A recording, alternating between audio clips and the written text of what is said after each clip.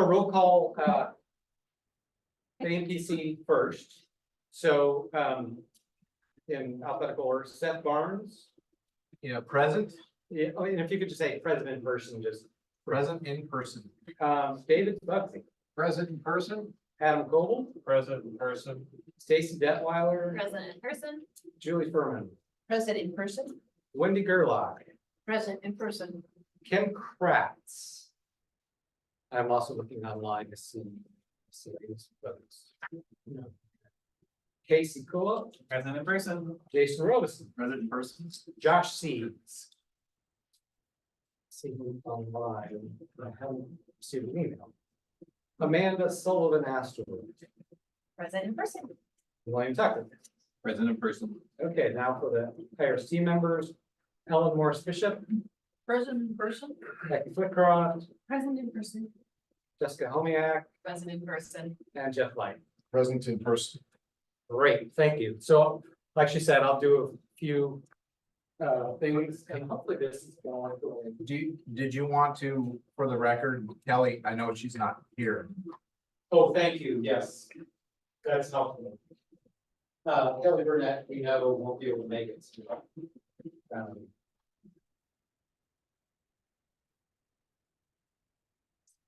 Think that we can see it as well. And so just a few sort of housekeeping things. Thank you, Wendy. This is a public meeting. It's being recorded. We'll have the recording available online relatively soon. Side conversations in the room during the meeting are sort of intuitive and feel natural, but it makes it hard for folks that aren't in the room and for the recording. It sounds sort of just cacophony. So just keep that in mind and try and minimize side conversations. Online, please mute when you're not speaking. And then restrooms are out this door and sort of curling all the way around to this end of the building. There's also restrooms at the far end of the building as well, but you have to kind of go all the way down that way. Any housekeeping related questions? I think we can introduce the IRST in our folks. Yes, that'd be great. Is that good? Yes, thank you. Go for it. Hi, everybody. I'm Lisa Gaines. I direct the Institute for Natural Resources. We are headquartered here at beautiful Oregon State University, and we also have offices at Portland State University. And we are the housing agency for the Independent Research in Science. As our group, we have 4 people, myself, and then we have 3 others that I'd like them to introduce themselves as well. And we'll start with Lisa. Hi, everybody. Lisa Debricare, President of Creative Resource Strategies. I provide facilitation support to the IRST. Great. Sean I'm Sean Gordon. I'm the forest program lead at the Institute for Natural Resources. and Jeff. Jeff Behan, Institute for Natural Resources, technical writer and science policy research analyst. Thank you, and I think we should do likewise for ODF folks. So I'll start off. Terry Freeman, Adaptive Management Program Coordinator with Oregon Department of Forestry. Megan Cogswell, I'm a manager with Oregon Department of Forestry, and the Adaptive Management Program is one of my sub-units. David, David Showalter, Oregon Department of Forestry. Jacob Wise, Oregon Department of Forestry, kind of doing some admin support. fantastic. And may I say one thing about the food? Please help yourself. There's a lot. It will be taken at 2 o'clock. If you have containers or extra plates, please take it home. If not, it will unfortunately go to food waste or it will go to my college-age daughter, and I cannot carry enough. So please take some home with you. What it looks like. And I actually think there's going to be something in the afternoon coming as well. So make yourselves comfortable, eat well, and I look forward to meeting you all and talking. Fantastic, thank you. Okay, we did roll call. Agenda review, so introduction, which we've just done, have public comments in a moment. We're having lunch and conversing. There's some prompting questions that's be of help. And then I'll give a refresher on the adaptive management program, what it is. It'll be something that folks will have seen at least once, but it'll help provide some foundation for the next topic, which is really the discussion between the Penn Research and Science Team and the DAP Management Program Committee. And so we've got some structured questions and information there. Break, and then we'll have the amphibians speakers and both presentation and question and answer, and then we'll wrap up. So that's what's for today. And we did the introductions and one quick, Sorry, Terry, to jump in. Could we do a full round? Because we haven't done, sort of the whole group yet of introductions. I think Oh, we're I'm gonna do that sorry. very quickly. yes, let's do that. Thank you. Maybe Julie, since I think we got up to Yes. Lisa. Perfect. Do you wanna sure. Pick it up. My name is Julie Furman. I'm with the Oregon Department of Fish and Wildlife. Work in the fisheries division. I'm Casey Kula. I work for Oregon Wild. Ellen Bishop, I'm kind of an independent person. I write and take photographs a lot. I'm a geologist. Wendy Gerlach, I'm here for Coalition of Oregon Land Trusts. Jessica Homiak, I'm the Director of Environmental Research for Weyerhaeuser. Will Tucker, Lynn County Commissioner. Seth Barnes, I'm the Oregon Forest Industries Council forester, so the industry person on that AMPC. Stacey Detweiler, Oregon Policy Director for Wild Salmon Center. Jason Rollins, I'm with the Cow Creek Vanderbilt Tribe Indians and the Legislative Commission on Indian Services representative on the MC. I'm Dave Budney. I'm the Decatur area representing the Oregon Small Woodlands Owners Association. I'm Becky Kilcroft. I'm a research fish biologist with the U.S. Forest Service at the Pacific Northwest Research Station and just across campus. Adam Coble, I work for the Oregon Department of Forestry. I manage our forest health and monitoring here. Jeff Light, a fish biologist and private consultant. Amanda Sullivan Astor, I'm Forest Policy Manager for Associated Oregon Loggers and a certified forester. Fantastic. Thank you. That was wonderful. Glad you and I need to do that. Remind us to do that. One quick update. Everyone's received an email saying there's this board training for being a member of an official public body. And it's important to do that. And we actually have people that track that. And so, you'll be getting an email saying, have you already started? It reflects well upon you if we do them, I will say. Yeah. Well, and ultimately, it's also, it's some important education to understand the context of the committees in a generic sense. And it's also really helpful to make sure that you folks understand your role and are participating in a way that is sort of in line with statute and in terms of that vision. Megan, do you want to add anything to that? I'm just saying, I think it really helps protect individuals that serve on boards because there are things that you can do that are a violation of Oregon law, and you want to be aware of those. And the training is really meant to protect the board member and to make sure that they understand where they could potentially do something, usually unexpected. You don't mean to, but so I see it. It's not as much of about Terry as about your own self. So Yeah. I took it and I was like, I didn't know that, and I've been on boards for years, so it's I'm happy. I was actually pleased that I took it into it. So. Can you resend that so it's refreshed? Yeah. in everybody's inbox? Yeah. And you do need to create an extended enterprise learner account with Workday. I know Workday is doing its very best all the time to meet our needs. It can be a little frustrating, so I would definitely say whatever you create as your login and your password, that is one to write down on your phone or wherever you store those, because they ask you questions like, what's your favorite band? And if you're people like me, you're like, I don't know what my favorite band was 6 months ago when I did this question. So there's that can be frustrating. We can absolutely help people get back into your account or work with you on that. So and so it's like, if you feel like your blood is starting to boil on something, reach out before that point, because we will work with you on that. So you can reach out to Terry or to me, and I have the training team works with that and send me too, and we'll make sure and solve that problem for you. And that's also for the IRST members as well. Yes. So Megan, when I did that, I know for sure that I completed part of it because it said so. Then there was a third piece that I completed, but it didn't record somehow. So do you know whether I'm in or out on that? I can absolutely look. If Maybe you for all wanna, of us, you could tell us if we're. yeah, Yes, yeah. yeah, Terry's keeping track and we run it. So if you think it's like, no, I did it, but it's not. I had one that showed like that a couple of months ago and they said, oh yeah, someone has to go in and like approve it. So it could be that that hasn't happened. We're all learning this system. So a little bit of grace for my team too, because they're still learning that system. And the other thing to note is once you complete that test, fairly soon you will start getting notices to take it for the next year. And it can be very confusing to think I've taken that. So that can start showing up. So just note when you finish it the last time, it's 12 months in advance. So I think that one might be a one and done, but oh, there might be, if it's the.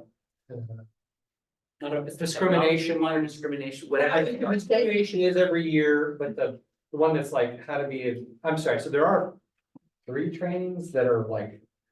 One's about discrimination and harassment and how not to do it, and that it's important, and that is one I think you get reminder That's every right. year. The one for being on a board is one and done, and then you can't even remember the third one is. Technology or something. well, those are good. We'll check into it, make sure we get you the right information. Yeah. So it sounds like those are not assigned. We look at those through the link that was Yeah, sent you need out. to create an extended. So I already enterprise have learner one of account. those for being a lobbyist, but I also have one for being on another official governor's council. So that's where I get kind of caught up because sometimes they're assigned to one account, but they need to be for another account. Yeah, I So, think- because I have to take all the same trainings for another council that I'm on. That's So- account for this as well. Yeah, it should. Just have to. So make even sure if you that could it's- show them, we can talk about it. Yeah, yeah. Because I used to have that too, I had multiple workday accounts for working in the prison versus working at the, so Yeah.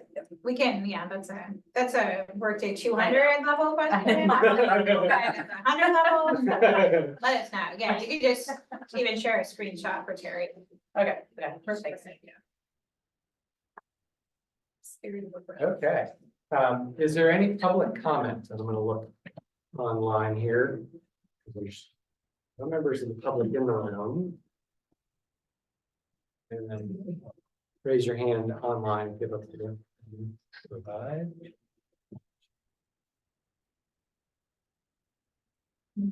Doesn't look like there's any public comment.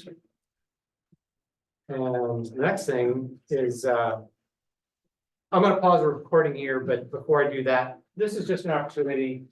We tried to have folks, encourage folks to intermingle and talk amongst yourselves, and these are just some prompting questions that to get your conversation going, and I'll stop the recording now. Oh, wait, you're, thank you.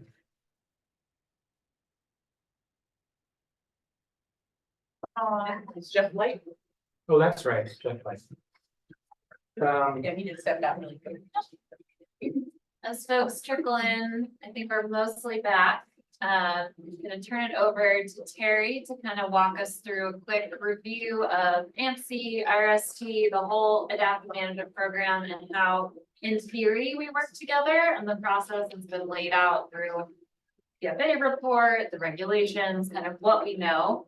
But it's probably been clear to you as IRST. I think it's become clear to us as AMC. We're kind of figuring this out as we go, and there's some flexibility within the structure that's been set up. And so once Terry kind of walks us through the basics, so we're all on the same page, we'll then dive into a conversation around some of the questions that have come up. And I know AMC has kind of been working through some key questions. I know the IRST has as well, and I'll be facilitating that part of our conversation and kind of do a quick intro there, but turn it over to Terry just to kind of step us through the details so we're all on the same page, Yeah. or a refresher. Yeah, thank you, Stacy. And so this is a refresher, and I'm gonna go through a little bit faster than the first time, since this will be at least the second, if not third or fourth time. And if folks have questions or comments as I'm going, then just let me know. Oh, Josh Seeds is now present online, so just want to let folks know that.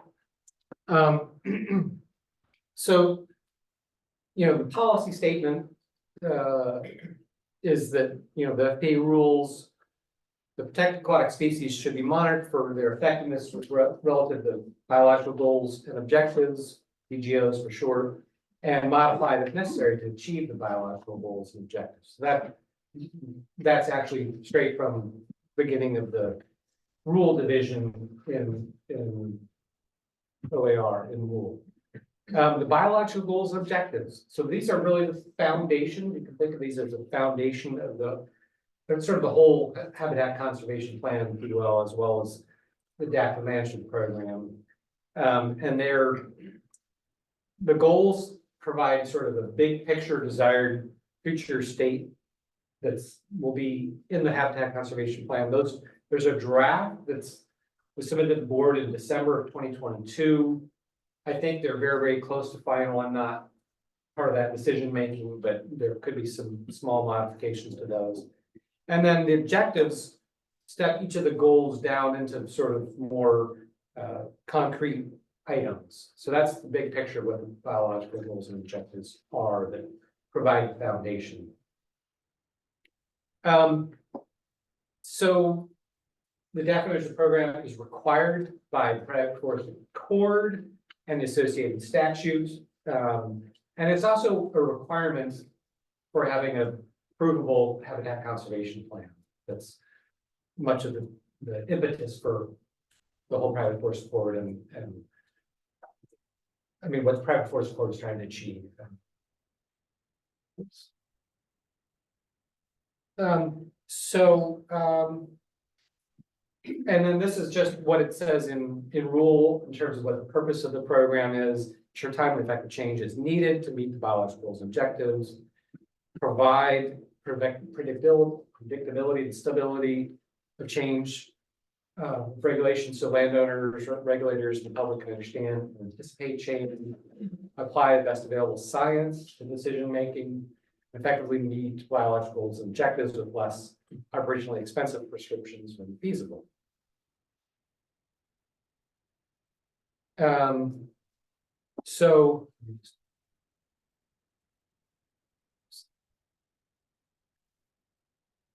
then just a reminder that adaptive management is different than compliance monitoring. That's a whole separate thing that Adam Coble would love to spend all day talking about, because that's under his purview. And they're doing good things, looking at compliance monitoring are the rule, what's the state of the rules being implemented, adaptive management, what's the effectiveness of the rules in shorthand.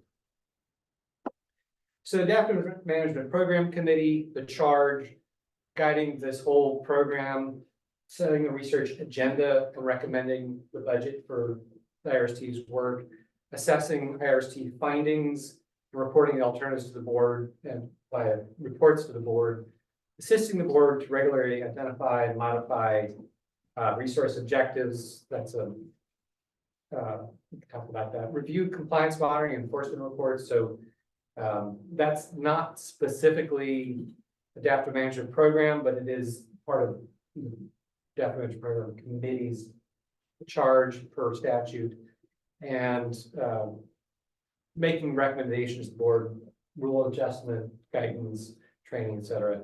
Striving for full consensus, but 7 out of 10 is required for substantial decisions. Independent research and science team. You folks research, refine the research questions, and develop scoping proposals, oversee the research that the AMC that's in the research agenda that gets sent to you.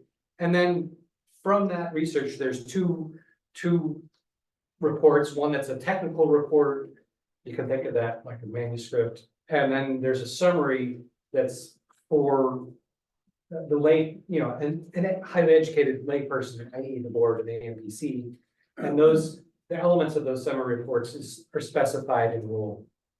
And then I want to just emphasize this word independent. Sean Stevens at his presentation January 9th to the IRST did a really good job of laying that out. I think a year ago when he presented, when Sean and Adrian Miller presented to the AMC, was a similar story, but really did a good job of laying out that the independent research and science team is independent of the regulating body, which is Oregon Department of Forestry, independent of the AMPC in terms of, the methods and that, there's very clear, in statute and in rule, there's very clear swim lanes. The AMPC's charge is this, the IRST's charge is this, and these two committees don't get to tell the other how to do their job. There is points for conversation and clarification, but it's not a, hey, we think you should do your job like this. So that that's a pretty important point. And then there's the role of stakeholders on the IRST is also statute says there needs to be one timber industry, one conservation industry, and one public institution representative. But it was not, Washington has their similar program, SEMR has, as I understand it, it's all stakeholder representatives, and there's some challenges that come along with that. So they wanted to have less of an influence there. And do you want to add anything about that question of independence, Lisa, Megan? I would just say, as it comes up in the field, I did go out in the field a lot with our training folks, that with our external partner meetings, there's a lot of interest in the AMPC and that piece about independence really matters to the public, members of the public that have attended those meetings. So I think it is an important to reinforce that it's not two committees collaborating constantly together. It really is, there's a set process and for a reason, and that was, so I think, nice job, Terry, explaining. And then I'm gonna run through this is what's laid out in rule, how it's supposed to work. The definition program committee identifies the questions, the preliminary research questions, and along with a bunch of information to clarify the context, the intent, et cetera. The board may direct a question.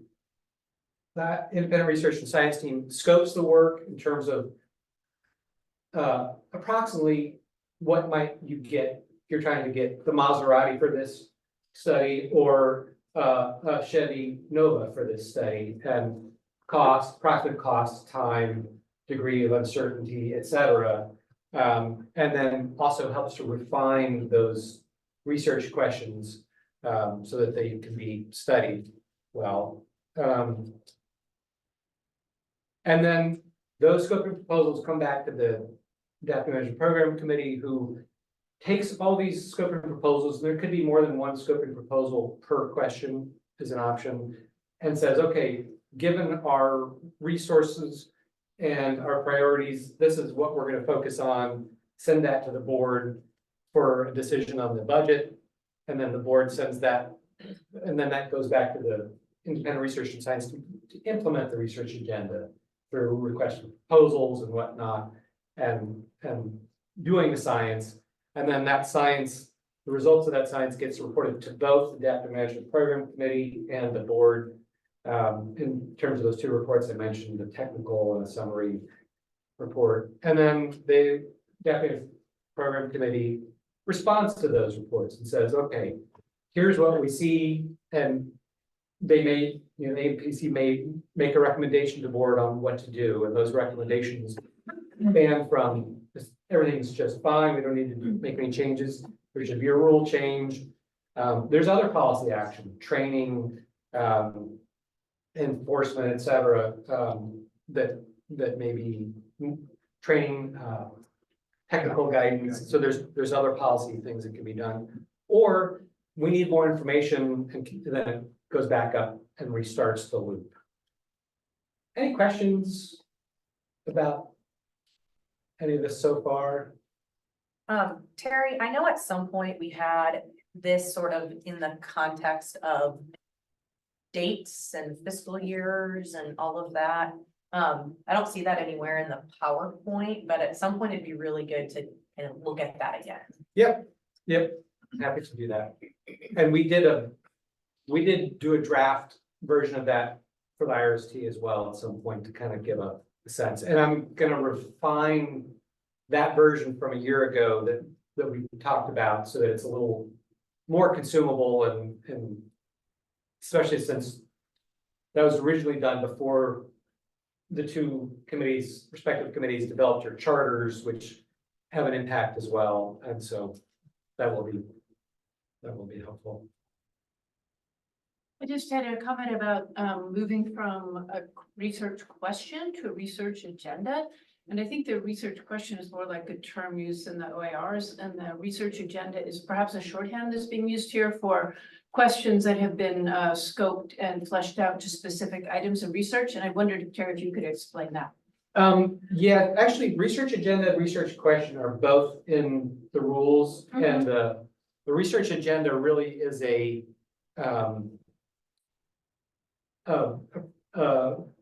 collective by the AMPC prioritization of these are the, given the money, given the research questions and associated scope and proposals and our budget, this is what we think we should move into implementing. Did that answer your question?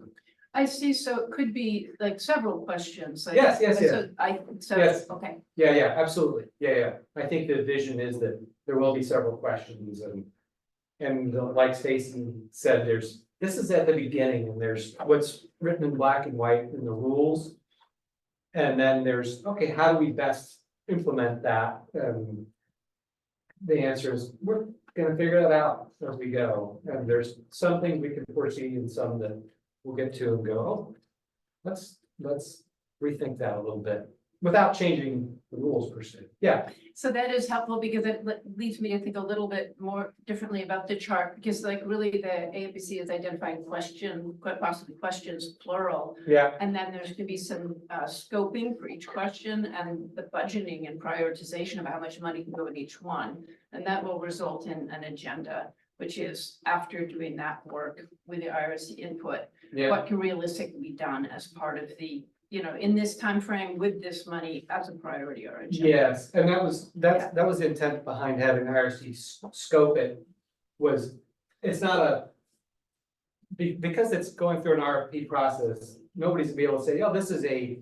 $400,000 3-year project for sure. I think it will probably be a range of time and money and big picture methods, I would think. I forget exactly what's laid out in rule in terms of what the scope of proposals need to provide, but yeah. The IRST will figure out a process for what those scoping proposals, how they'll be developed. Whether or not they are things, typically, for instance, with the National Science Foundation, et cetera, people might respond with a statement of interest. And based on that statement of interest, things can go further on versus us thinking we're scoping things out and we're basically developing a proposal ourselves. That's not what we're doing. But there is one sort of caveat, and Becky brought this up in one of our meetings, is looking at the Private Forest Accord report, I guess de facto SB 1501, I think it is where it says budgetarily $1.5 million needs to go to amphibians related work. So the question was, is that $1.5 million now or over the course of the 6 years? And that's going to be something that ultimately, depending on what we get from you all, how we have to think about the scoping and eventually the RFPs, but also for you all in determining what your research agenda is. So we don't have the flexibility on that. Yeah, this is one of those questions that we don't have the precise answer here today, but that's part of having the conversation is to raise these issues. And we are aware of it internally, talking about it internally at ODF, and we'll talk about it with the NPC more. And then I know that there was, and Stacy or others can probably speak to this as well, but I know that there was there is one thing to talk about with that, what the author's original idea was around the money that goes places and how much it is to be. And I know in the mitigation program, similar conversations happening, but there's also the added complication that one legislative body can't bind another. And so you can't have one assembly tell future assemblies how much to budget for, or how much they have to expend per program. And so that's always a bit of a challenge too, and that's something that I'm sure the authors will continue to wrestle with and try to, wrestle with legislators to get the money and stuff like that over time, but just, I think that the important part for us is to figure out the science side of it and, the information, and then, try to see where if the funds match up and try to make that align.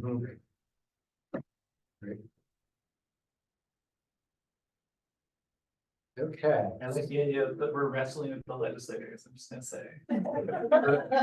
We'll wrestle. That's what always happens. Is it a tag team sport? It is. So, and then another, just a final for awareness. This whole adaptive management program has several measures for accountability built in, and actually it's in rule that there will be performance audits by an external entity every 6 years. And so that's to help keep all of us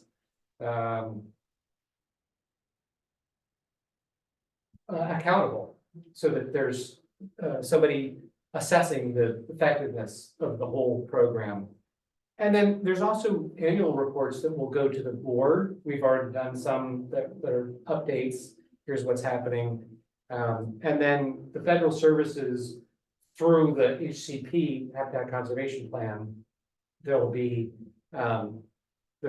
reports there as well. So May I speak to that? Ruth? go for it. This is coming from the housing agency standpoint, there is this idea, obviously, of it being reviewed or evaluated every 6 years. And part of that is not only the whole adaptive management program, but also us, the housing agency, and whoever might be the housing agency in the future. What we would like, and Terry and I have spoken about this, is for us to know what we would be evaluated on and about, and evaluated on things that are within our control, not about things that are outside of our control. And the sooner we know what that criteria is, the better we will be able to operate, mitigate, and function over time.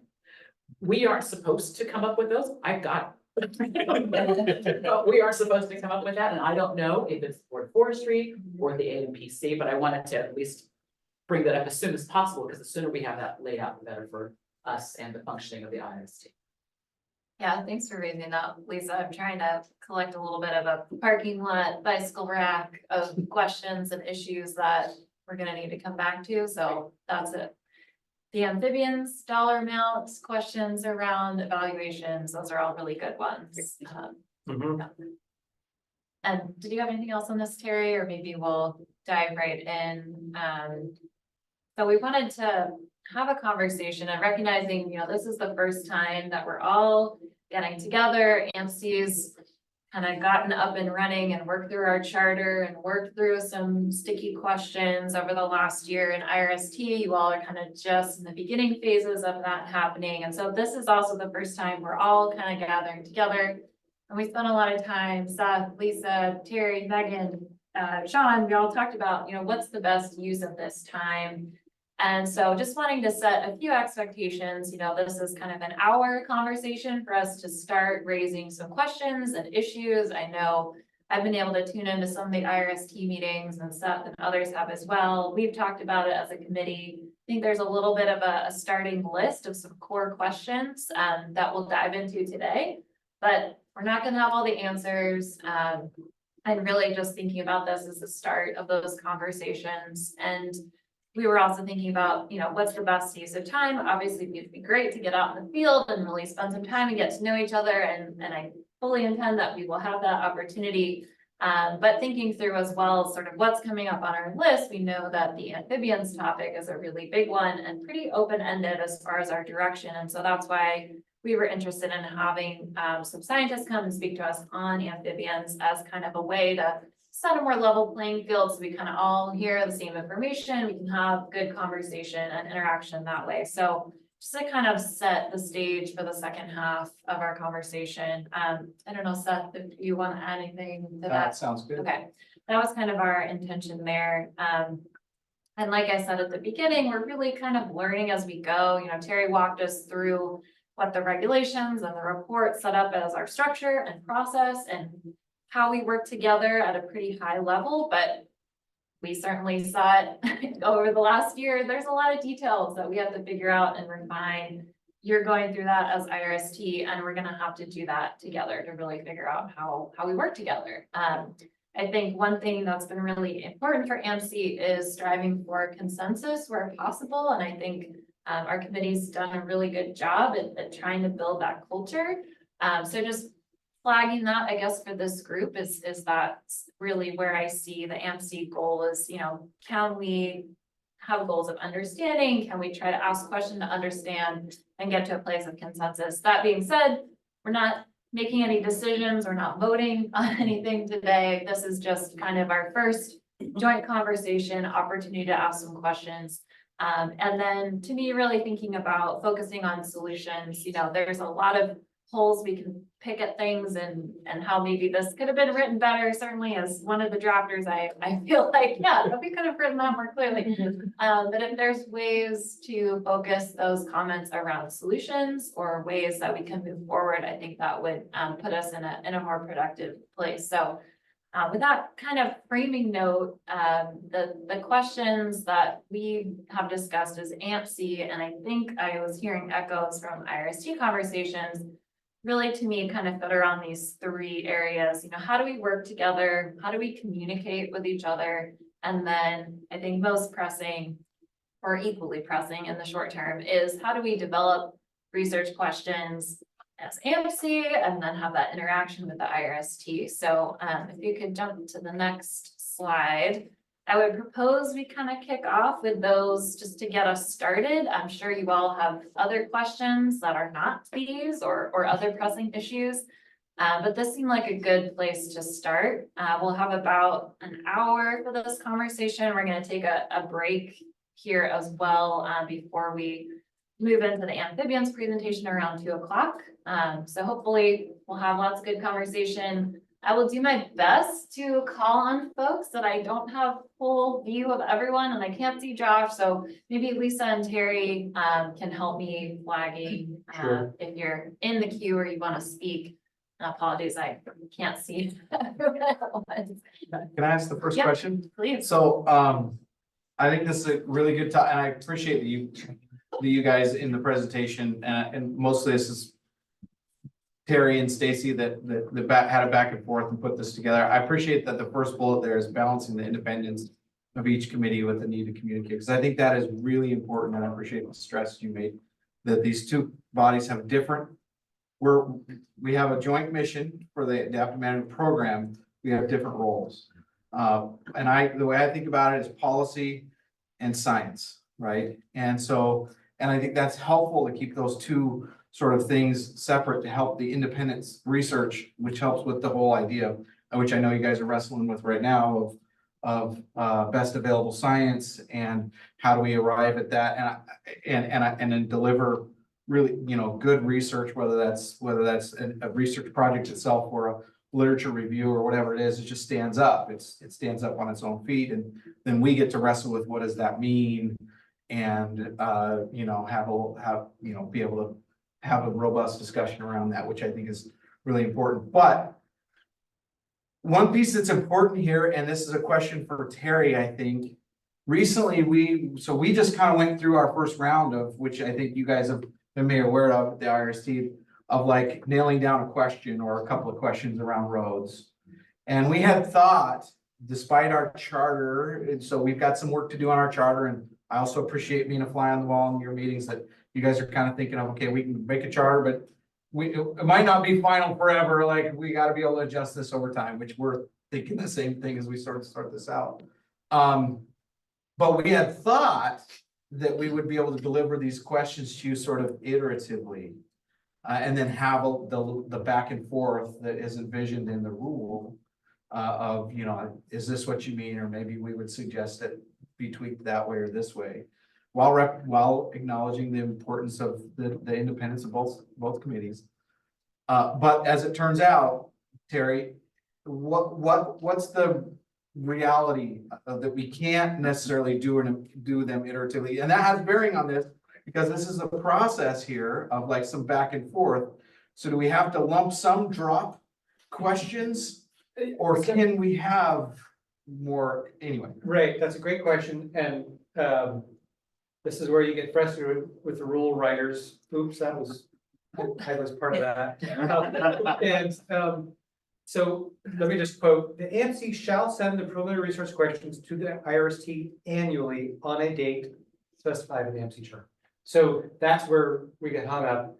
Now, having said that, I think, and Megan, I'm not sure I'm not sure how best to say this, but my understanding is, this could be annually on a fiscal year so that we're in state fiscal year 2024 until June 30th, and then the next fiscal year starts. And so there is an opportunity within this calendar year to have two bites at that apple, if you will, because there's two separate fiscal years within this calendar year. So I think that's a way that, and then I think this is something we'll try and change the rules on eventually. I'm guessing, but that process takes quite a while, so and there's a bunch of decisions and conversations down the road, so I can't guarantee that. And certainly ain't gonna happen soon. So hopefully that's helpful. I said Julie and then Dave, sorry. So I thought I heard a little bit different question, and if not, then I have this question, but regarding, there's one question about when and how often we submit questions, but another would be how much back and forth can we have within the spirit of independence as we're trying to work out, getting feedback from IRST about what is or is not workable with, a question that we submit, and refining that to make it work better. And Yeah, that's a great question, and I don't think there's a clear black and white answer in terms of you can do it once or twice or three times or whatever. I think it comes back to that question of the independence of the two committees, and then figuring out a process that is effective and efficient for the communication back and forth to hone the research question so it's studyable while at the same time maintaining the intent of the NPC. And so this is really one of those, we don't have the full answer exactly what that will look like, but we're talking about it, and I don't. Maybe what I would add is that for all of your AMPC meetings, Sean attends. And so, and obviously everything you have is posted on the website. And we were thinking, as Sean and I were talking, and as the AMPC was, the IRST was talking with Lisa about this, well, how can we try to stay on top of things, right? You haven't officially submitted the 3 research question packages, but we might be able to start looking at some of the questions and what you have as they show up in public space, that we could start asking, what is the intent of this question? So we're a little bit ahead of the game, maybe, before all the questions are officially submitted. So we're thinking, could that somehow work? And we could and then that can be something that's brought up in either the meetings that we have with Terry. So right now, the housing agency, INR, and Terry, we meet once a week. So we can start talking about that to make sure we share information. Ultimately, I know that once everything is officially submitted in the words and how the AMPC wants it to be submitted to us, I have no doubt the IRST would still have questions at that time. Just because we have 2 really intelligent groups of people, and we want to make sure that whatever we put together follows your intent. And if your intent might not be researchable in a very short period of time, can the IRST suggest something that would be? Right? We don't know what that looks like. Dave, is your comment around this, or maybe I would ask IRST folks? It's elaborating on. Okay, go ahead. just briefly, I would strongly urge not to over compartmentalize. You know, because I don't think that's productive on something like this. I mean, in my background, you know, if you've got a very simple project, great, the team can handle it, pass it off. It's been done before, people know what to do. But when you got something new, and to me, for this is new. We can't even settle on a charter, right? It takes a year to do that. So things are new.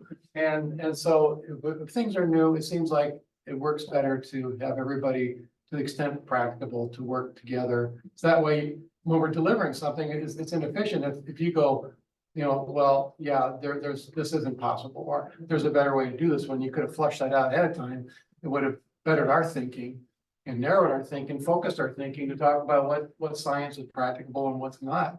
And so that's why I think what Terry read there seemed to me in the rule is about, okay, yeah, we drop the questions off. That's great, you know, once a year, whatever it is. But in the meantime, we ought to be able to have this iterative process so that we can hone in and make it just as efficient as possible. Adam? Yeah, for what it's worth, I was part of the discussion with rulemaking, so I'm just as much to blame, I think.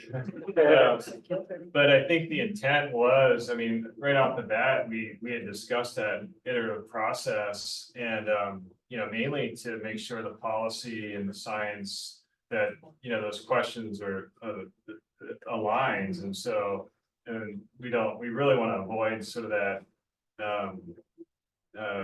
well, backing up, I think we recognize the question is really important, and that phrase one way versus another can really take it on a different trajectory. And waste of time too, if it's, you know, something brought to AMC or there's research that doesn't really align with the policy, then, you know, that's just kind of what we want to avoid. And that iterative process was the way to reduce that, so. May I just say one thing, a point of clarification, why I'm speaking so much currently is, and this is a very big point. The IRST, we just signed our charter on Friday. They did a tremendous job about getting a charter out in very few meetings. We do not yet have a chair. We are hoping we have a chair of the IRST come February. And that person will replace my voice. So just to let you know, so all the IRST members are able to speak, but I just want to let you know, we do not have a chair. And by we, it's the royal we, meaning they do not have a chair. So that's why, just to clarify that. I saw Amanda and then Jason, and then I'm gonna call on IRST folks. And yours is just a quick comment, mine might be longer, so you can go first. Sure, I just want to expand on that. So my question is getting back to the term independence, you know, what separates the IRST from AMC and I think that's something, you know, we don't need to flesh that out today, but I think that's something where we can look, because I think there is independence in how the question comes together, but also some information to help inform that question. And there's also, you know, independence in how that question gets developed and pushed out. And so that, to me, there's some gray area there. And I think, you know, today's comment and others is how do we find, you know, the opportunity to work together in the gray area to make the best outcome possible. Yeah, I can kind of leave that message in. So I think that you can be independent while also having conversations. You know, I don't think independence means doing something in an echo chamber. Yep. So I think that's really important for us to think about, that there, you know, saying collaboration can't be the same as independence. I think that that's not necessarily true. And I think that there can be a lot of collaboration while also having independence in decision making. And so I want to stress that, because I think that we need to have that collaboration and that there is the opportunity to have that within the context and the confines of the way that the statute, the report, and the rule are all written. I think from my personal perspective, I can't speak for everybody on the AMPC, but I feel like, you know, we've had this first round with the roads, and I'm hoping one thing that we learn from the IRST is what makes a good research question, right? We ourselves do not have the specific science background that a lot of the folks on the IRST do have, and so I think that this process will get easier over time as we learn what makes a good question for you guys to build into that research proposal and that scope of work. anything that we can get on the front end to learn faster, I think would be good. If there's resources that the IRST could provide on best practices for writing research questions, I think that I would definitely appreciate that, as I think and about the future things that we have and, you know, that we're gonna be working through in these next two initial topics. So I just want to kind of put that out there that I would absolutely love to have more information on that from you guys in the scientific community and academia. The other thing that I maybe have a question on and share, if this is not appropriate for right now, we can park it and bring it up later, but our roads, we talk about a research question, but our first research packet has 4 or 5 questions in it. And so I guess I'm just curious, you know, I don't know if anybody from IRST has seen that, maybe it's not appropriate to talk about that now, but like, is that appropriate? Like, should we be including that many questions in one preliminary research question, you know, on that specific topic? Or it's, again, I have a question about that. Yeah. And again, maybe now is not the right time to get into that. We're kind of staying a little bit higher level, but that is a question that I have on research questions. Yeah, no, let's definitely get back to that, but making a note of it in the parking lot for this meeting, so we can come back to the research question development piece.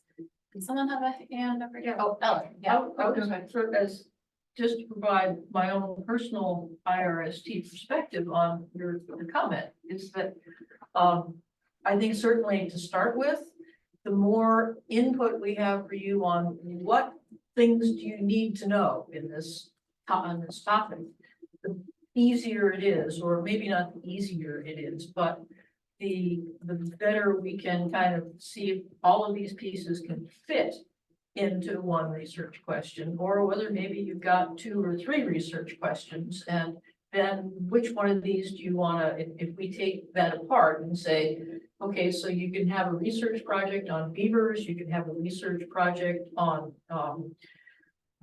horny toads in this particular location, but you can't put those 2 things together into one research project, because probably the horny toads live over here and the beavers live over here, and their habitats aren't connected to one another. So I don't know, does that help? I mean, personally, I would rather have a collection of information or a collection of questions, and then I would be eager to go through those questions and say, okay, we can put these 2 together, these 2 together. I don't know if that makes sense. Yeah, just to respond quickly, I think I got the rule, you know, pulled up right now, and when it specifies what the MPC has to have within our preliminary research questions, you know, we are supposed to have and did have to a certain extent a brief description of the context of the research question. And so if we, you know, based on kind of the feedback that we've received from this first package, it might be more recognizing that the preliminary question that we give to you guys is likely to change. But that context we provide and that description is exceedingly important to ensure that you guys understand the intent of what we're trying to get at. And so, you know, as we think about how we're voting on questions, the importance of the specific words or the importance of the specific intent lined out in that description piece, you know, what is more important for you guys? That might be, you know, something we grapple with. So Wendy and then Seth. Yeah, I would just echo but I think if there's a reluctance to limit conversations to just one's the middle of a question, because there's an efficiency in working together on what constitutes a good question and the MPC learning from IRST in that context. And in terms of thinking formally about it, I think it would be a mistake to think of, say, the one report or one presentation of the question as being a limiting factor. It seems to me you could say yes and about this. And it reminds me a little bit of independent contractor law, where you can have, you know, like an independent contractor not being an employee in a situation where you say, we can work together on the scope of work, but once that gets handed over, the work is done in an independent way. So I tend to think of the independence as being most important in how the work is done. And about the first question and the multiplicity of that, that's an interesting question because it's like, they're like, basically, it's a thing you have to do, which is create a baseline. And then I think there's trend monitoring and maybe even one other thing. So it did create, it was a little maybe cumbersome to take the formal language and make it into a question rather than just do this thing and then do these two things over time. So I'm hoping that some of our questions in the future will be a little less awkward. Fair enough. So Seth, and then Becky. So 2 points. One, in the rule under 3C, when it's talks about step 1, we deliver a question. C says, yeah, AMC shall send the preliminary research questions, plural, to the IRST annually on a date specified. So I do think there's definitely room for multiple questions. The second thing I would say is that I tend to agree somewhat with the idea of some back and forth to understand a little, especially early on. At the same time, I would caution that I think in this sphere, it's really important that the research stays policy neutral. And the policy discussion stay at the policy table. And I think that that starts to muddy a little bit when the research body is too involved with the discussion of what research question are we going after.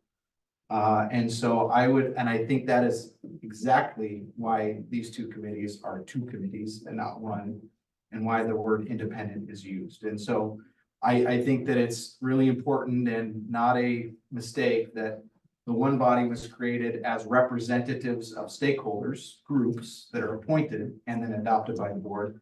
And the other is a research science team that, yes, the AMC had discussion in the makeup of the initial body, but from there, AMC is void of any contact, that's too much, but any play in what constitutes the IRST, how you do your charter, how you do your business. And I think that's an important distinguishment between the two. And the more we muddy that, we are stepping on some ground that maybe we should be cautious, not step on.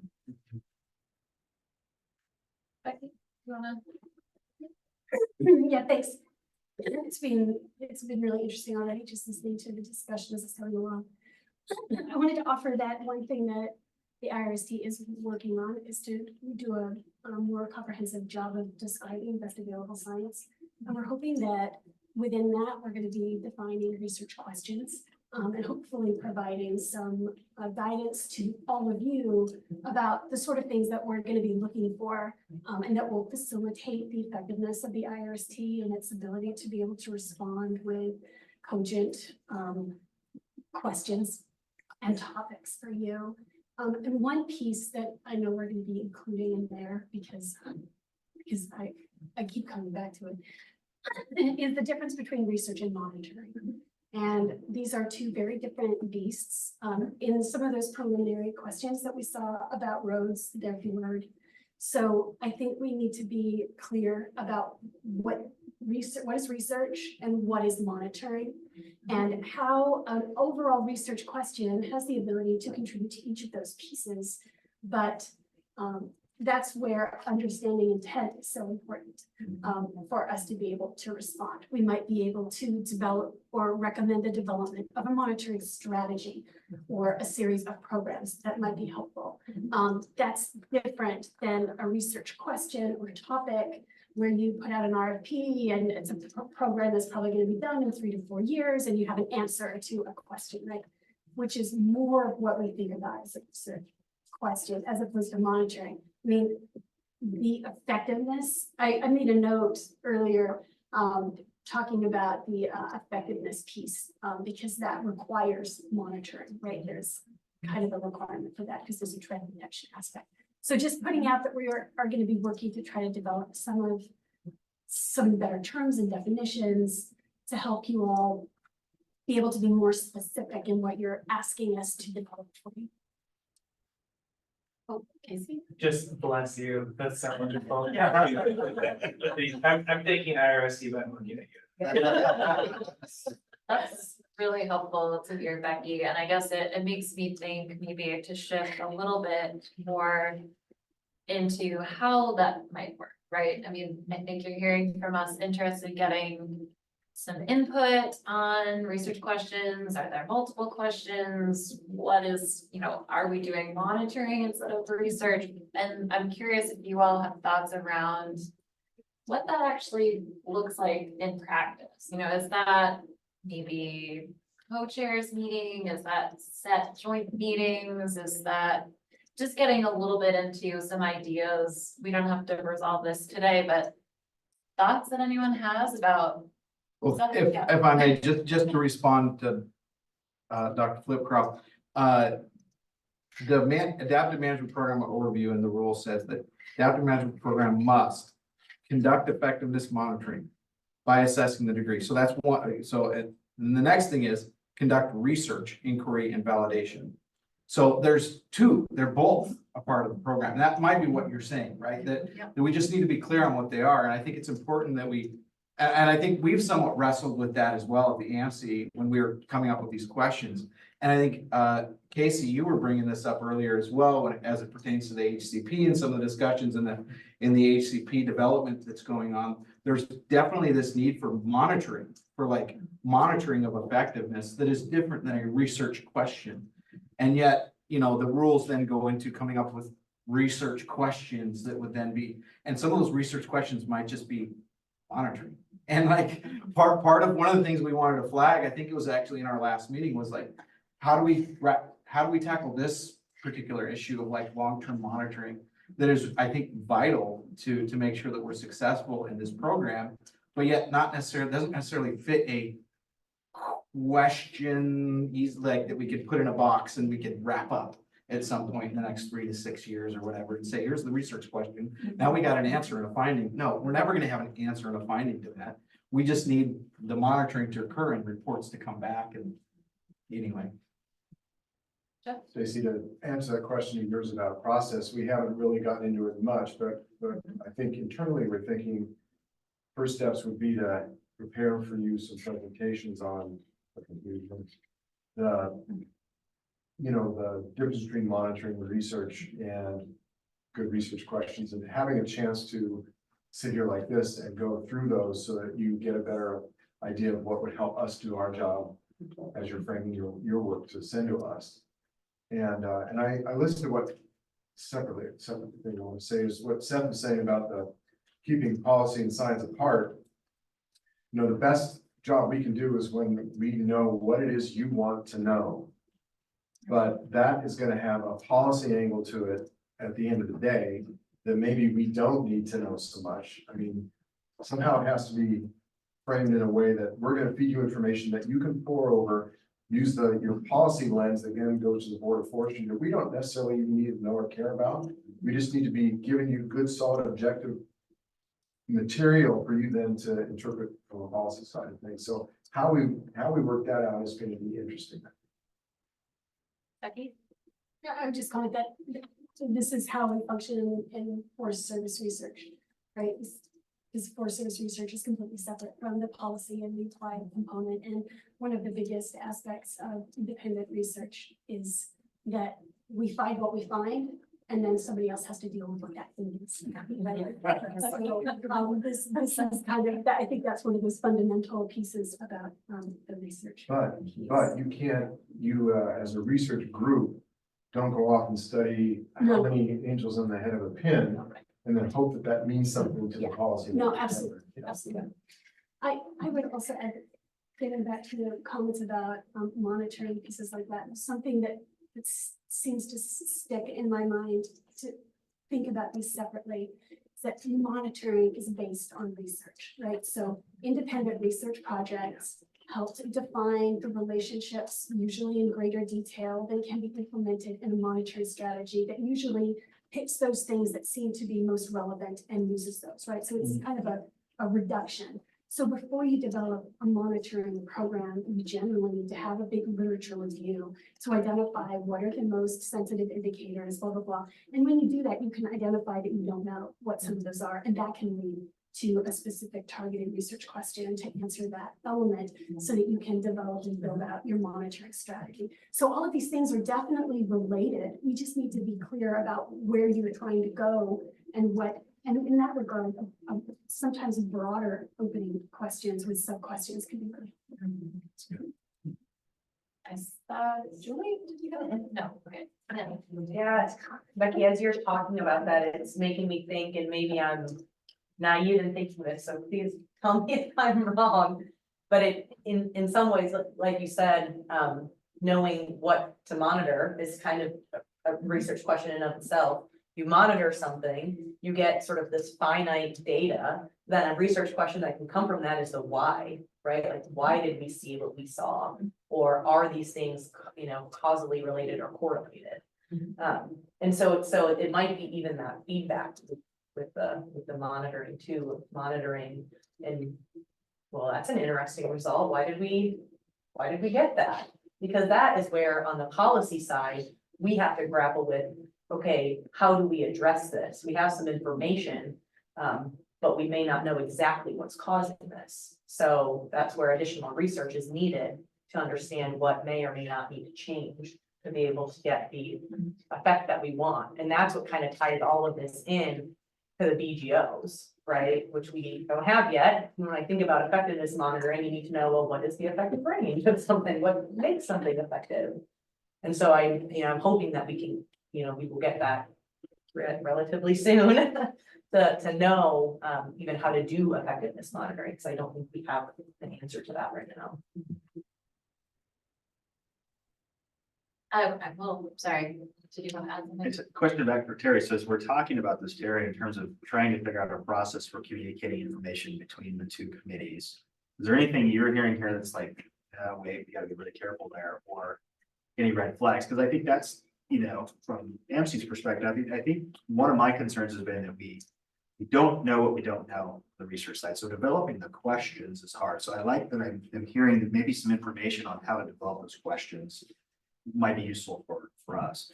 On the other side of things, I think we do have to be mindful of this point of informing those questions to the nth degree to where, there's no separation. But how do we do that? And so kind of hearing the back and forth, I think there's maybe some good process that's coming together in terms of some key information exchange that can happen between the two subcommittees. But I just want to make sure, just procedurally, are we blurring any lines too far? Are we stepping on any issues here when it comes to the regulations?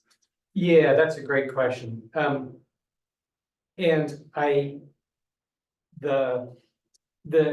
some of the information exchange, both in terms of from the IRST, here's what would be more fruitful for us that is not actually stepping into what the policy is, but here's some guidance to help you develop this in a way that's more helpful for us to receive it. That is certainly within the bounds. And then I think it is somewhat tricky to follow what Seth was saying about the independence of these two, that there really is a separation of power here that's defined in rule and in statute. And then there's some gray area of how do we have that communication that's effective and efficient. And so I think we're going to be collectively talking about that, both sort of folks on this end are staff, if you will, for these two committees. We'll be talking about what that looks like and internally, certainly within ODF, and providing some guidance as we go along. This is different than a typical research endeavor. I think back to my days in graduate school. Yeah, talk to whoever you can and let's work together. And because of that, what Seth was talking about, and actually Sean Stevens did a really good job of talking about that at IRST on January 9th, and Adrian Miller, about there's a policy set of questions that feed into the science. And yes, there's some back and forth so that everyone's heading towards getting the results that the policy people need without crossing that line of one playing too much influence on the other. So it's something I think we'll have to figure out as we go, but that is something we will be paying close attention to and speaking to as we go. Megan, Lisa. What's good about the fact that we meet weekly is that we can debate these things without involving you all. Yeah. Right? And we Yeah. could debate, you know, we had one conversation and Terry's like, I'm not sure if I overstepped my bounds. And I said, you did not, because I asked you the question. Right? I can take your answer, or I can leave it, but I asked you the question because I wanted your input. So we can do that behind the scenes, and then ultimately the chairs can decide how the information should be conveyed or not to you as the IRST, you as the AMC, or whatever that looks like. I do think something that I heard could be helpful, and that this idea of like a presentation from the IRST or an IRST member, or somehow the IRST helping us figure out like the question of monitoring versus research, and how do we go about sort of teasing that apart. I can also, you know, in like today's conversation, like we're having the amphibians, some amphibians experts come and talk to us a little bit about what we do and don't know, and maybe some broad gaps in the amphibian research. I could envision, you know, sort of taking on that theme, but maybe even a little bit broader, like maybe it's a full on in a given topic, you know, have like a symposium on a workshop where we have a bunch of researchers coming in and we're just sort of getting information. The rules don't speak to that, but certainly as far as the AMC is concerned, I think especially when we have a broad topic like amphibians or some of these things, it could be useful to have the IRST functioning in a way that just sort of brings preliminary information to help facilitate some discussion down the road. But and I don't know how that would happen or work, but it seems like maybe there's a role there that's with you'd have to be careful with that as well to make sure you're not, you know, but I do think that at some level the AMC needs some sort of input as we're early on in these conversations to know whether we're asking a question that's, for example, already been answered somewhere else. Well, aren't you asking, I mean, if you're having the amphibian discussion today, AMC, sorry, Washington. AMC is getting technical information from the experts that's science, right? So you're getting the Washington science of amphibians today. And that's something that will help you probably in framing your questions around that. And so it's not like you don't want to hear any science until we give you a product at the end. Right. And the other thing, your comment about independence, and I would argue that we don't want to be too worried about the subtle blurring of policy and science. You can also look to what is clearly what we don't want, which is to have the policymakers, you guys tell us that our output, the report we give to you has to tell you that this prescription's working. Or conversely, that's not we are going to tell the board exactly what we think is going on in the rule and bypassing your role. So I think if we keep that in mind, it'll be much easier to stay in our lanes. Yeah, that's good. And one thing that could help, because I know early on, I listened to one of the AMPC early meetings, thinking about the timeline that the manager just brought up. And though we're independent, it would be really great for us to be able to coordinate our meeting schedules. Because to some degree, because of the IRS team, you know, I know in your first year you met monthly. It looks like your meetings are going to be a little bit more distributed coming up. We're going to be meeting about monthly. And as we're starting to roll through some of the questions you all have, that maybe we have a question back to you, that might be something you need to discuss. And if it's not discussed for 2 or 3 months out or every other month, we start thinking about a time lag in what the legislature might want.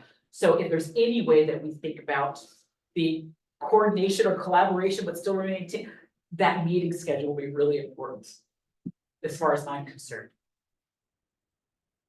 Yeah, I think that's a really great point, Lisa. Other thoughts? I mean, I know we were kind of looking at our schedule with our workload in mind. I'm not sure exactly when IRST would be kind of hitting different things. But I think we all recognize that we may need to be a little bit fluid there. I mean, thoughts on establishing kind of regular joint meetings, other ideas, Julie? Well, I was just gonna suggest, and obviously we'll need to discuss this as a committee, but I would certainly be amenable to, you know, if a specific question comes from IRST and we don't have a meeting in the near future to, you know, convene a special meeting for that particular topic so that we can respond in a timely way. Yeah, that's a great point, Julie. I mean, we've kind of historically done our long meetings, covered a lot of things, but I don't think we're precluded from a shorter meeting that is, you know, focused on a particular question or some back and forth. Other thoughts on, yeah, Yeah, Jeff? so if we have, you give us a question and we prepare our ideas and our own counter questions on that. Seems to me if we have an opportunity like this, it's gonna be a better way to leave the room with a clear directive than it would be if we wait for not just a time lag, but we hope that you get our intent in the question in a text or email and then get it right, and then, you know what I mean? So if we have the chance to actually see and discuss and debate whether, you know, the questions and leave probably better informed all of that. So maybe joint meetings more regular. I don't disagree, like that could be useful in that instance. The only caution I would have, and I think my co-chair shares this, is that there's so many things going on in everybody's individual portfolios and your day, the rest of your jobs, that this can be very consuming. And it is very important. At the same time, there's other things that are also very important that end up raising their heads. I know several of you in the room are going to be involved or are involved in, for example, the post-disturbance rulemaking that's going to be happening in the HCP development. We're in draft development right now and meeting multiple times a week to try to get that honed in and delivered by June. And so I just be mindful of burning people out. And especially if at the same time, I am well aware of the need, especially early on.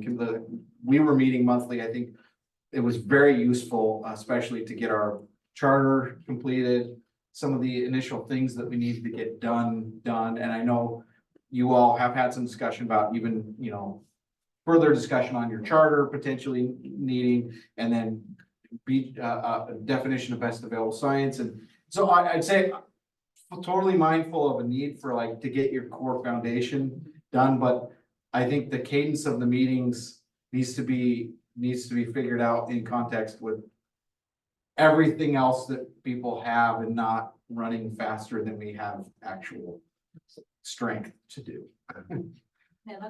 Yeah, I do just want to highlight that the period that we're in right now is going to be a little bit different than the period we will be in following these initial research topics. So like, you know, we're going to hear about amphibians today because we know we have to hear about amphibians. We know we have to come up with some sort of research questions for you guys on amphibians.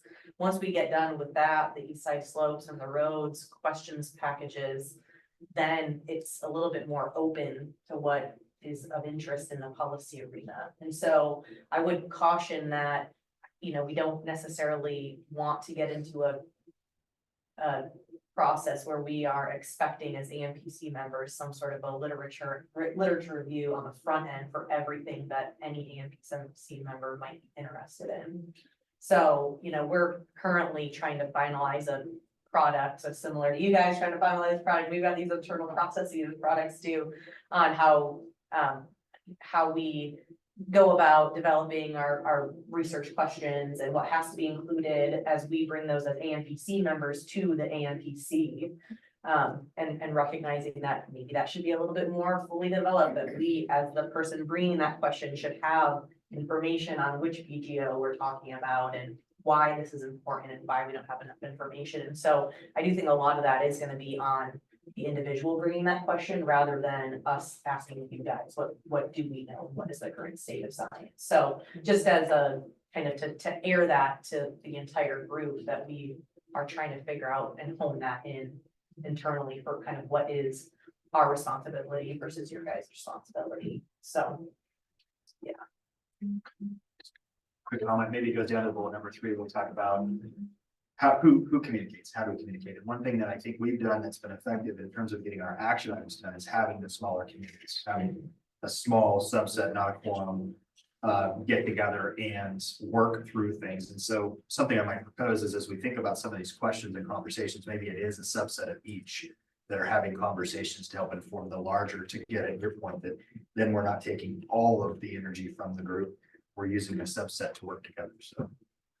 Yeah, I like that suggestion, and I'm curious on the public meetings front, maybe if we can understand. I know we're limited by size and what can be shared in that type of committee sort of working space, but maybe thinking through that a little more, because that has been a really effective tool, I think, for us to make progress in between meetings, even meeting monthly. I don't know, Terry, if you've got thoughts on that now, or maybe we can talk more about that. Yeah, that's cutting into the Yeah. lawyerly realm. Fair enough. Gonna be. How about, we could probably have, a not a quorum and not a quorum together. Yeah, I think there's a way to do it. I just figured that I could say that rather than you. Get more scope. Our groups that are meeting, our work groups that are meeting are not making decisions. Right. They're just, the way that we've done it, is it's less than a quorum.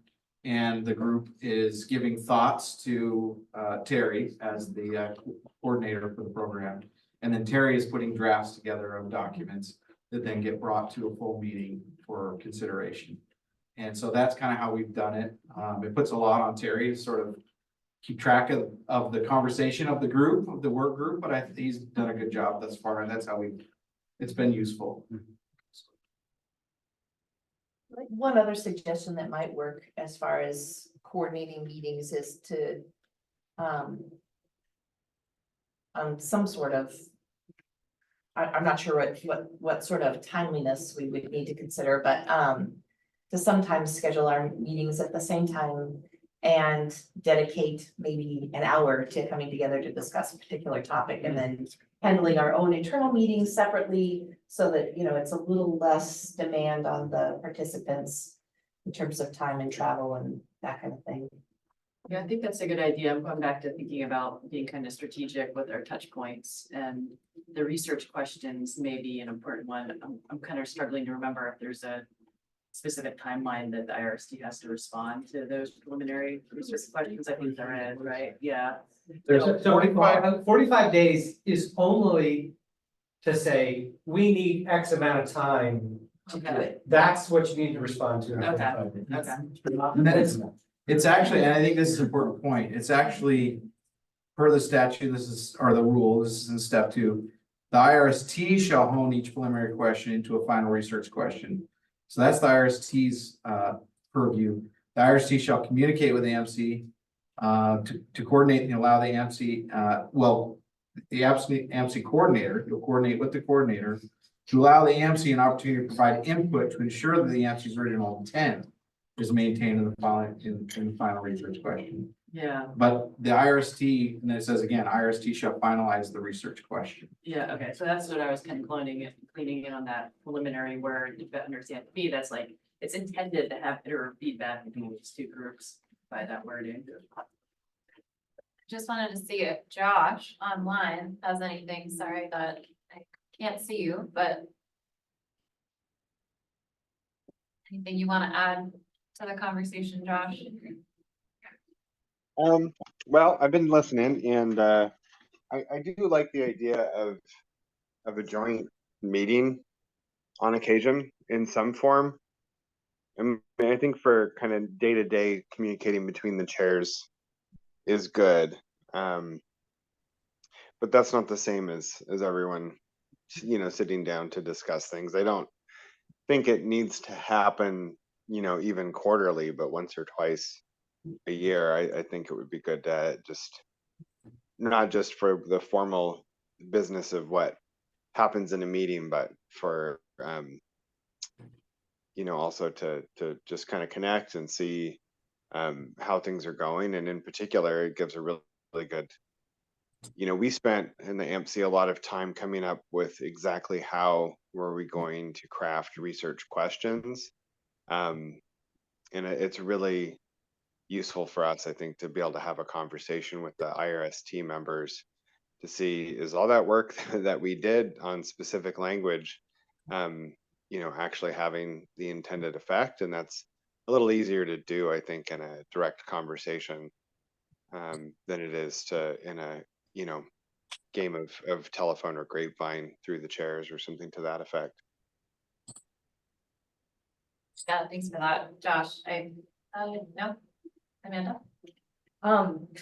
I do think it might be useful, given, I think you're exactly, Jessica, right? I think you're exactly right that the way I think of preliminary is obviously not final, right? Like there is going to be some honing of that.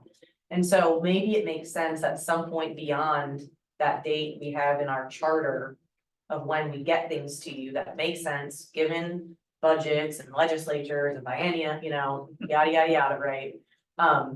That sometime following, when we provide you with those research questions, there's some joint meeting for us to answer questions that you guys have, to ensure that you guys have the correct intent. And that kind of begins that iterative process, perhaps, just making sure that at the forefront, when you're starting to review, that you have the right ideas on your minds. And that might be a good, at least one time a year time to meet. So just a process, but we are, thank you, Amanda, we are bumping up time wise, so there's still other things that could be conversed about here. And so just Stacy, I'm not sure we Yeah, need to I write think- the amphibians, but could probably push them a little bit. Yeah, I think I had a couple different slides, but these have all kind of melded together as no surprise we thought they would. So I do feel like we've covered quite a bit of what we were hoping to talk about. I think there's some really good ideas. I guess just maybe before some wrap up, I just want to make sure if anyone hasn't had a chance to speak or kind of any final thoughts, comments. Megan, sorry. I think my concern with the joint meeting to discuss the questions is that if there is disagreement among the AMC members at the time of that discussion, how is that resolved? Versus like, well, you know, one Adam says something and comes to blows with Casey, like, I don't know what. And so that I'm more informed, yeah, there you go. I feel I like like when you us chose unlikely us. people to do that.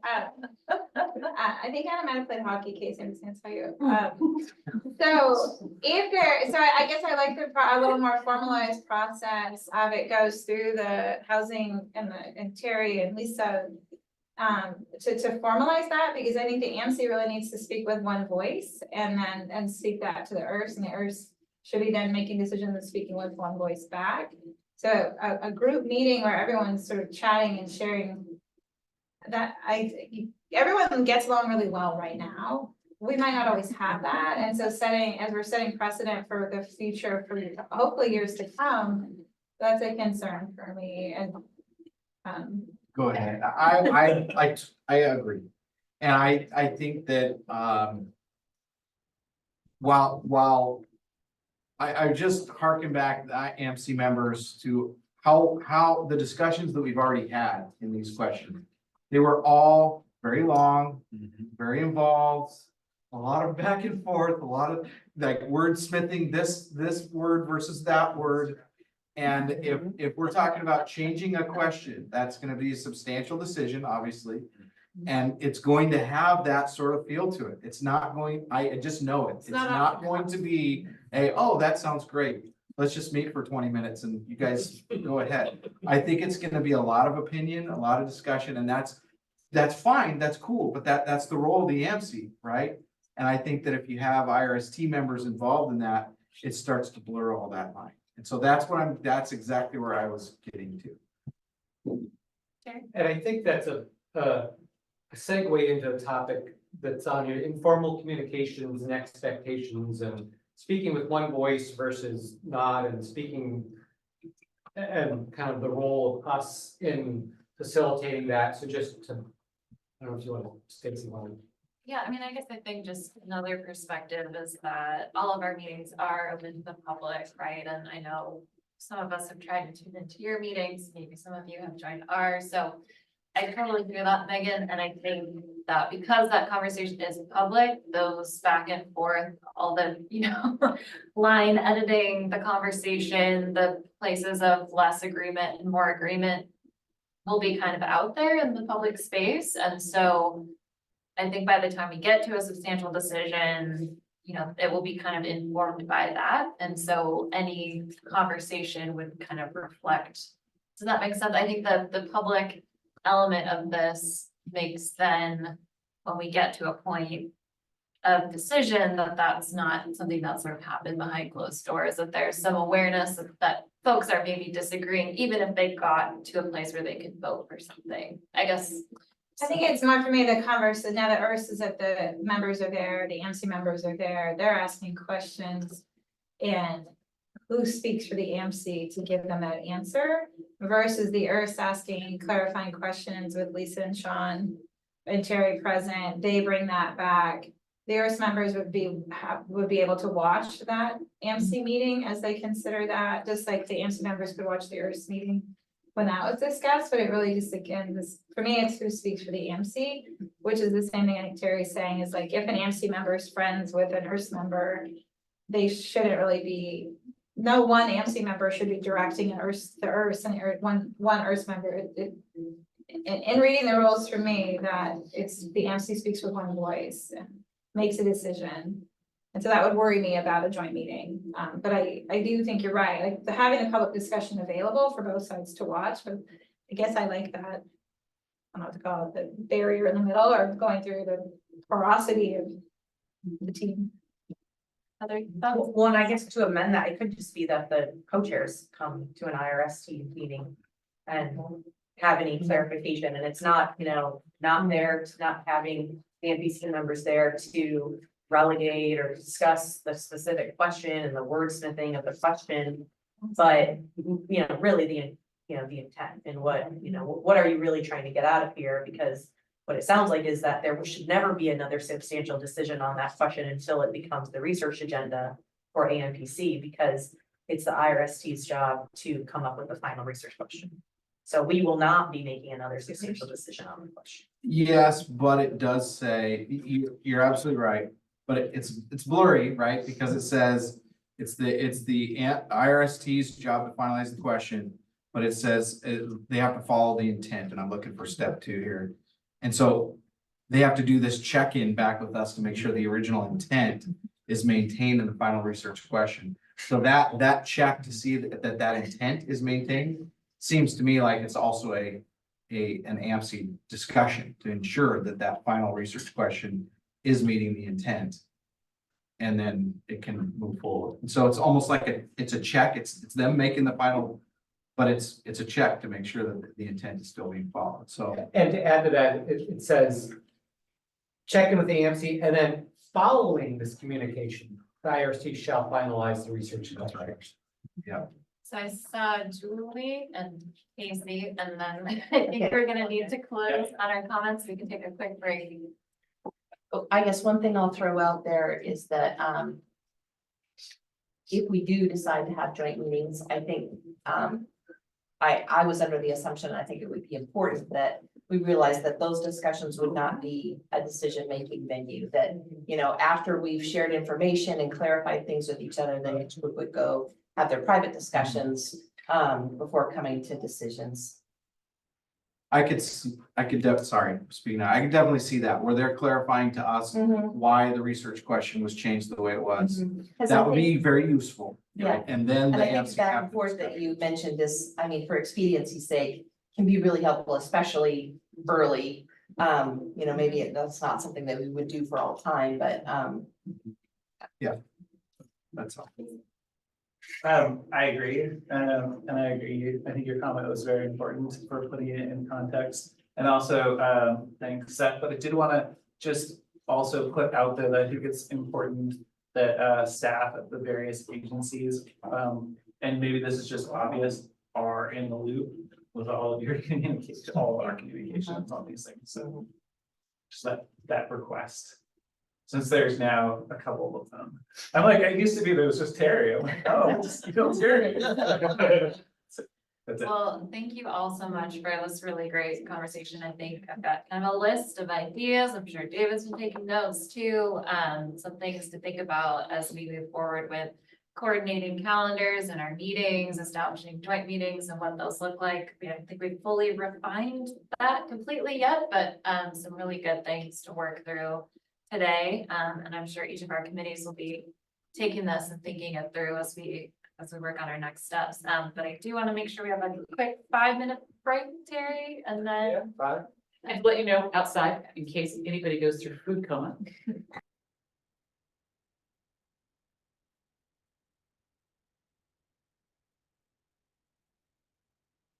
Hand it over to our two wonderful speakers who will introduce themselves using the microphone at the podium. All right, thank you. So I know I already kind of introduced myself with my Warehouser background, but thought it might be also helpful to provide some context of like, why am I standing up here talking about amphibians too with Dee Dee?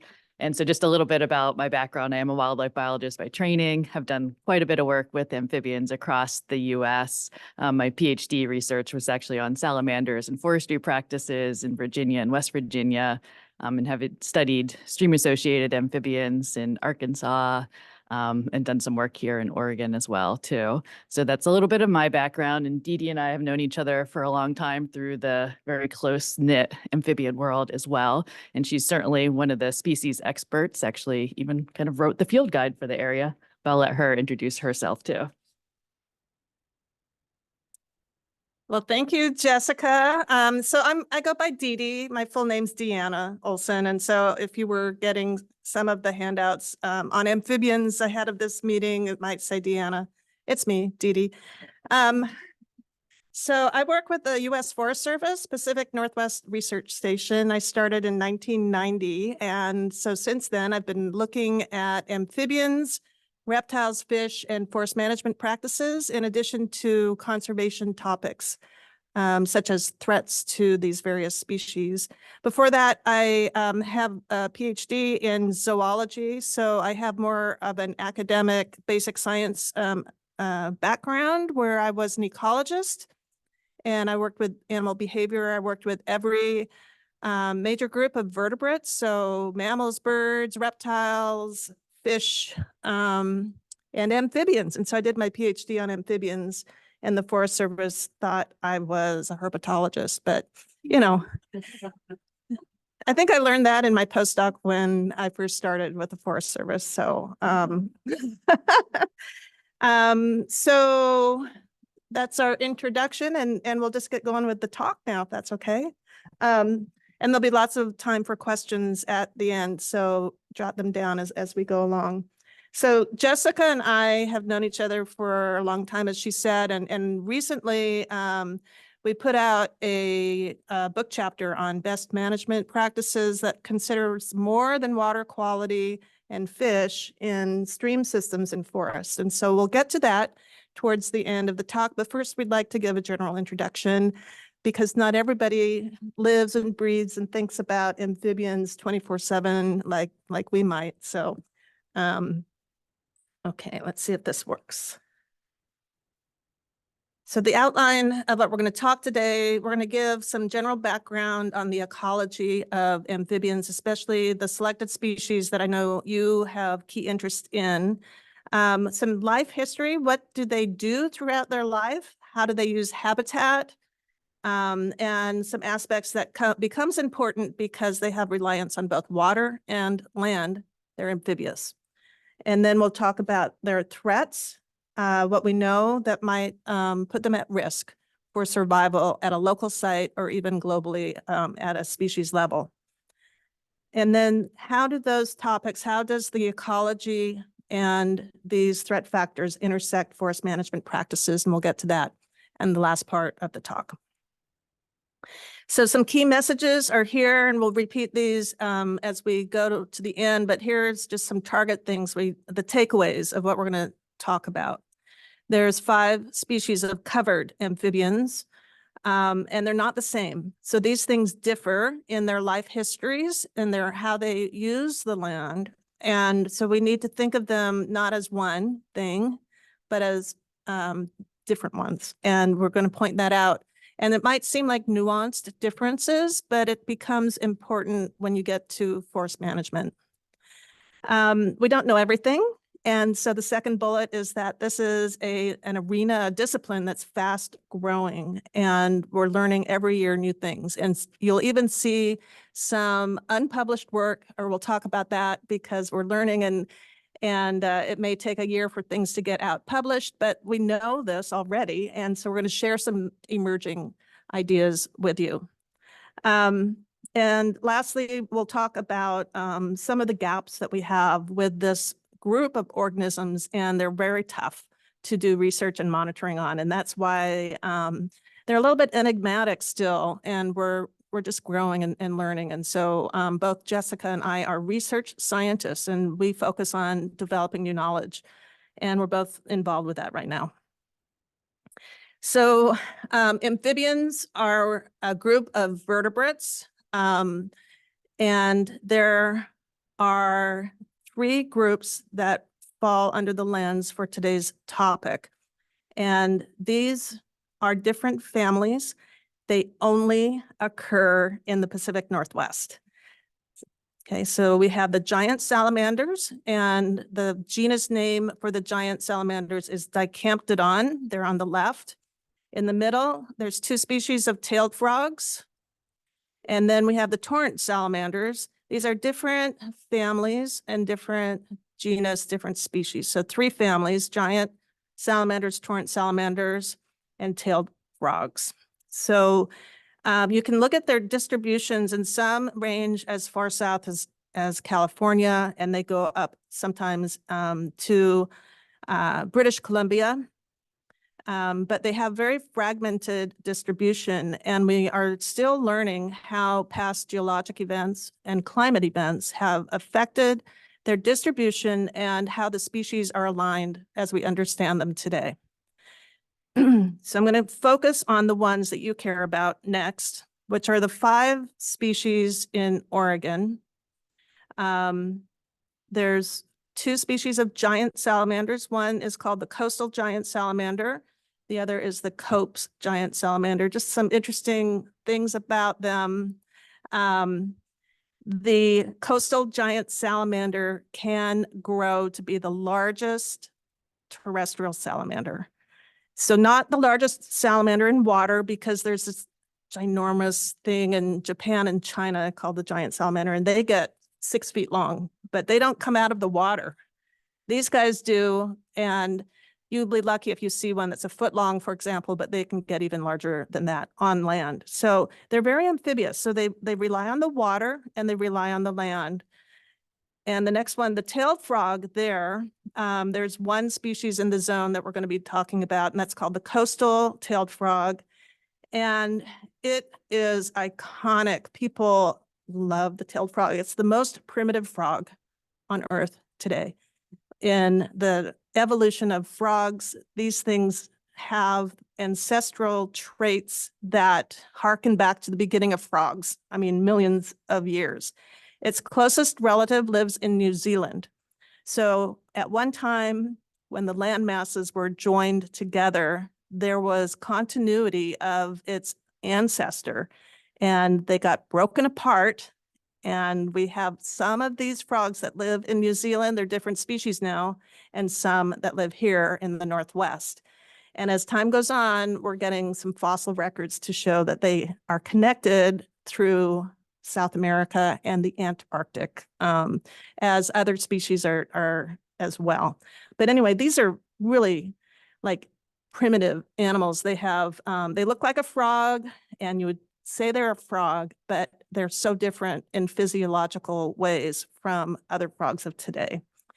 The males have tails, for example, and they have internal fertilization. They don't lay their eggs and get fertilized as that egg laying process happens like all other frogs. They have internal fertilization, and then the female lays eggs. And you can see the tail of the male right there. It's actually a copulatory organ. It's not a real tail.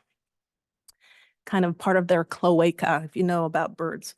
So then we have the torrent salamanders. There's 4 species of torrent salamanders altogether, but there are 2 on the agenda today. And those 2 live in the Coast Range, and the Columbia torrent salamander and the southern torrent salamander. They, so these all live in streams. They're stream breeding animals, and we'll talk a little bit more about their ecology. When we talk about amphibians, sometimes we think of their where they breed as the assemblage that they belong to. There are stream breeding amphibians, pond breeding, and terrestrial breeding amphibians. So these guys are all stream breeders. So they need flowing water for their existence, but they're not just restricted to that flowing water. And where they live within flowing water is different. So if you look at those 3 assemblages at the top, you can break them apart into some smaller assemblages that some species only are occurring in perennial streams, for example, and some are highly associated with ephemeral streams. And they may overlap with an assemblage of organisms that live on the stream bank within 2 meters, 6 feet of streams, for example, or in riparian zones within 50 feet of streams where it's very cool and moist.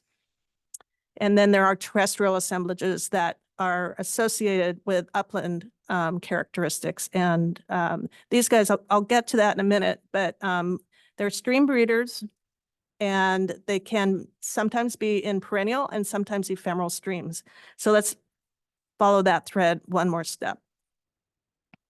Here's a watershed. So this is a schematic diagram of the uppermost part of a stream network, the headwater of that stream. And the stream is that blue line in the middle, and you see contours like a topo map extending out from that. The blue line becomes dashed as it goes up into the watershed.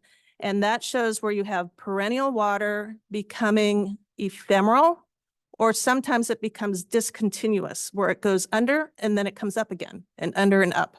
So intermittent streams can be spatially intermittent or in time. They can go dry in the summer, for example. These pie charts indicate the different species that occur in the different parts of that uppermost watershed of a headwater. And let's start with the one with the arrow and the big white pie piece.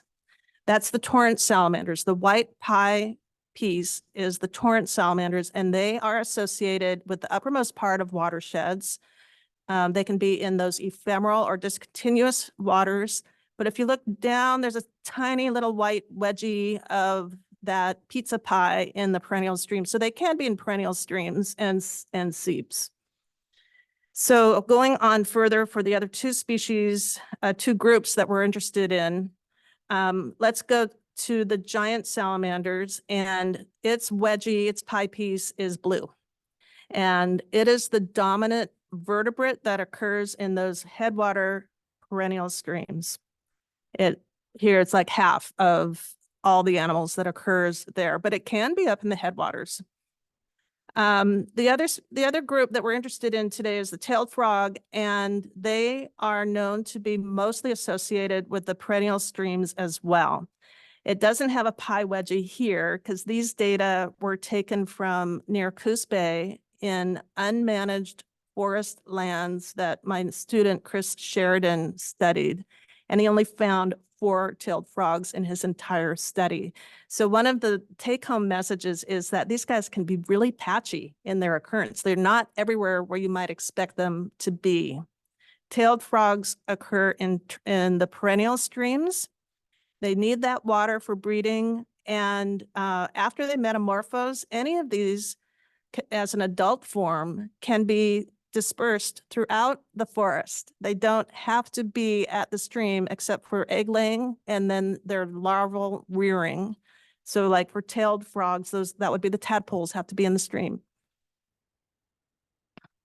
So when they go out into the forest, think of the forest from an amphibian point of view. These are animals that need moisture, and they are very cool dependent. So temperature and humidity or moisture is important for them. And there are lots of microhabitats in a forest that has these conditions. So you've got the cool, clear water in the stream, and then you have lots of refugia that have moist conditions and refugia from predators, for example, cracks and crevices, holes that exist in the forest floor, burrows of animals, or rotting root holes. They don't really dig, they just find the cracks that are there. Down wood, they may be under down wood as it's rotting. Moss, they might be under the moss. Bark sloughs off trees. That's very good habitat for these species. Riparian zones are known to have cool, moist conditions out to about 50 feet, and then that changes very rapidly.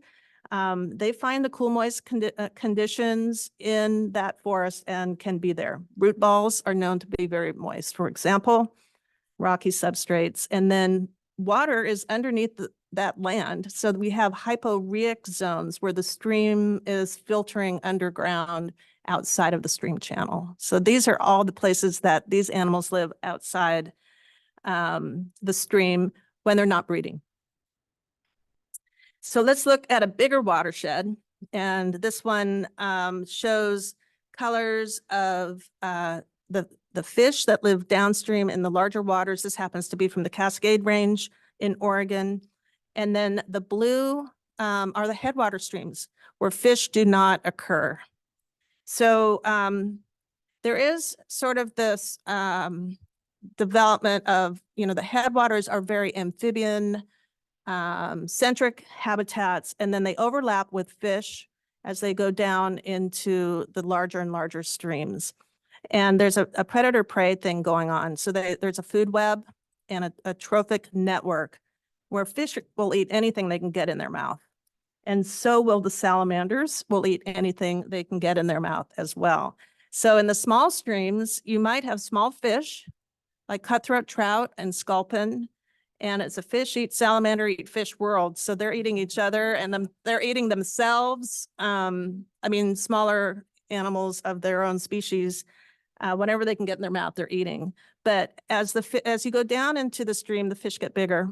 And we think that is one thing that's happening with these organisms, that they're excluding, the fish exclude the salamanders, except maybe some of these giant salamanders down in the larger streams. And there are exceptions. So for example, there's a well-known fifth order stream in the Coast Range that has tons of tailed frogs. But there's lots of microhabitat refugia, boulders and cobbles and things that offer refugia for them as potential prey for fish and giant salamanders. So these small streams can consume a landscape in Western Oregon. And you may have heard this before, that the headwater streams, those small streams, can be 70 to 80% of the watershed in terms of stream length. They can be very numerous. So at the landscape scale, as we think of big scales for these animals, we know that they are dominating the small streams in the headwaters, but how are they getting around? Possibly they're getting around by moving along streams in the water or in that riparian zone. Possibly they're moving overland and possibly over ridge lines, up and over. So they're not restricted to streams. So habitat of the uplands is important, and riparian versus upland, you might think of those in two different categories. And there is support that they do both of these things. So here is some older or some recent and older papers that looked at how far from the stream have these animals been found.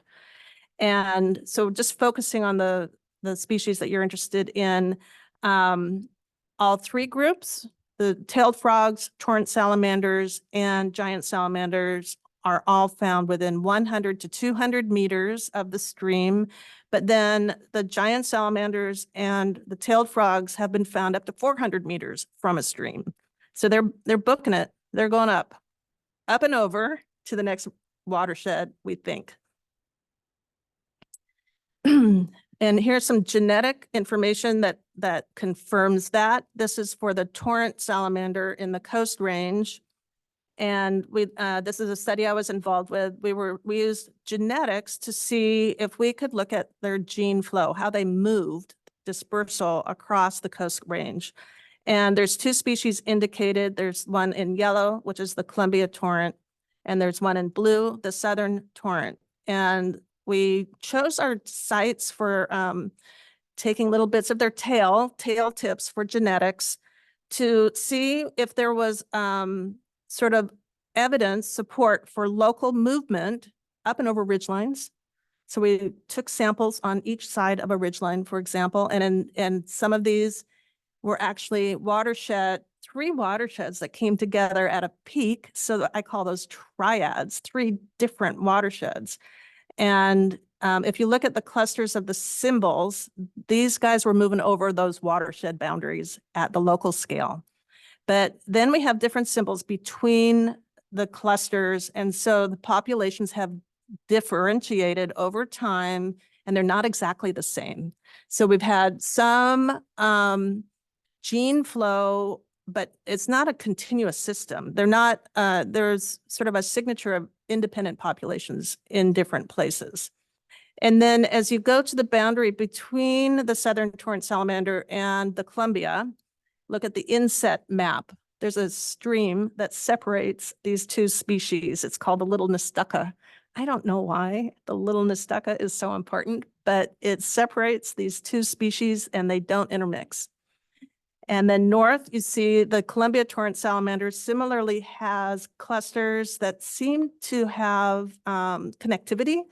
And also there's a gap. So you've got the squares and the triangles.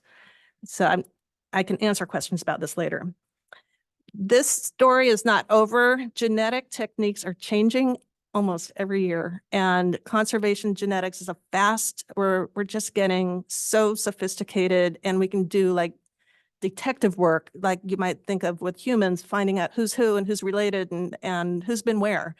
And so we're applying those same techniques to amphibians. And so this next slide is not published yet. It's a student here at Oregon State University, Chris Cousins. He's looking at torrent salamanders. This is within one watershed. And in this case, it's torrent salamanders. And he's found three distinct populations of torrent salamanders within one watershed. This is the H.J. Andrews Experimental Forest, if you're familiar with that area. I want focus your attention to the northernmost, the topmost pink dots, if you can see those. Those go over a ridgeline. So you have documented dispersal. These guys are going up and over the ridgeline. There's continuity, connectivity of that population. But they're not going downstream. They're not mixing very well with the yellows or the blues. So we're still learning. And this is an example from the Cascades. It's a torrent salamander, but it's not one of the ones you're interested in for your work. But it just gives you insight that we're learning more. And now I really want Chris Cousins to apply these techniques to the species that you're interested in as well. And now we're switching. Okay, we'll shift gears a little bit here and just want to give you some background information about we've heard a little bit about the life history of these species. Well, what makes them challenging to study? And if you can think back to that picture that Dee Dee showed earlier of the viewpoint of an amphibian, as you can imagine, trying to find them in a riparian zone like that could be very much a Where's Waldo situation. And so if you're a biologist or an ecologist thinking about how you sample animals, like some of the easy things we might go out and try and answer are just, where are they? How many are in a certain area? How many offspring do they have and where do they move? But when you're a little tiny amphibian that could be in the stream or outside the stream or in a log or in the hyporheic zone, those become really actually pretty challenging questions to answer accurately and precisely. So I want to give you that perspective as we talk about the uncertainty in what we know about them, particularly as it relates back to forest management. And then if you translate that into things that are typically more challenging for an ecologist to study, what is the survival rate of a population? Do we know if this population is actually growing or shrinking? and go on and on into energy use, recruitment, and even getting into these questions that are probably going to be more in our research agenda about what's the effects of treatment X on species Y. You can see why this might be pretty complicated and challenging to study. And it goes back again to some of these life history characteristics. It is common to these species of them being amphibious. So they have this aquatic phase, they have this terrestrial phase. Each of those, they might have different habitat requirements. And, they occur in sort of 3 different life stages: an egg, a larvae, you can think of that as tadpoles. For salamanders, we tend to call them larvae, and then adults, which sometimes are in the water and sometimes they're on the land. So again, it just becomes a pretty complex question when you might think it should be pretty simple to answer. And how do we sample these? Again, I just want to give you some ideas of what are some of the common field techniques to help us answer questions about amphibians.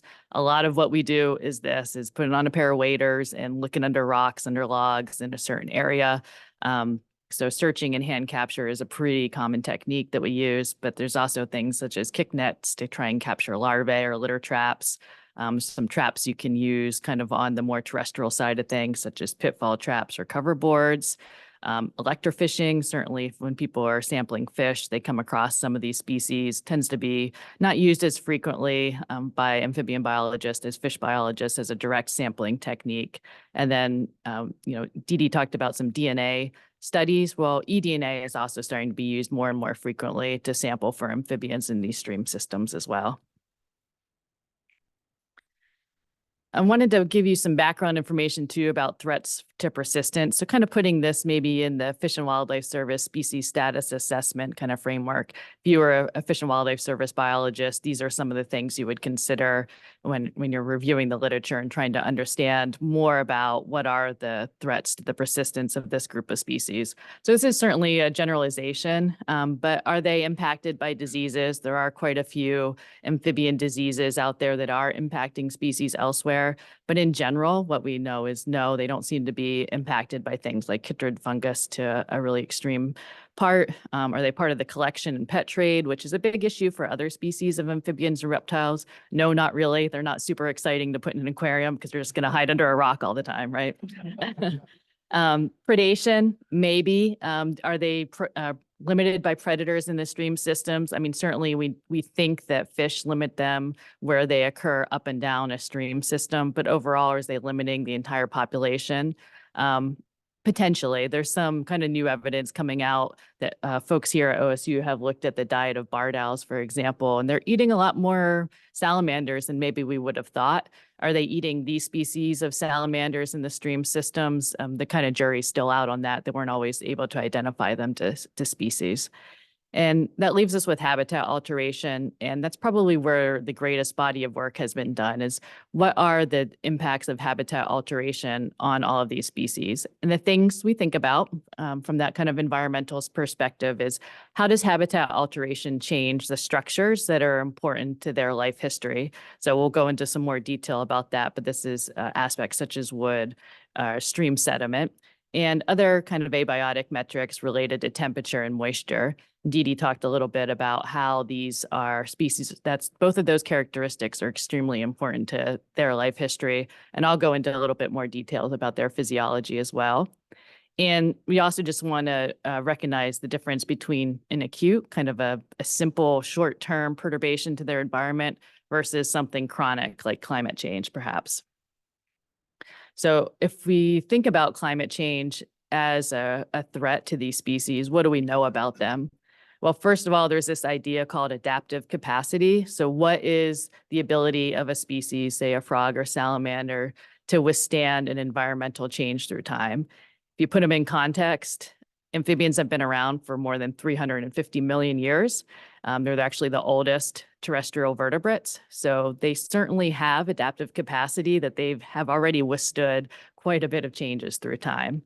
And one of the ways they're able to do that is they're what we call like a low energy organism. And it gives them a life history advantage.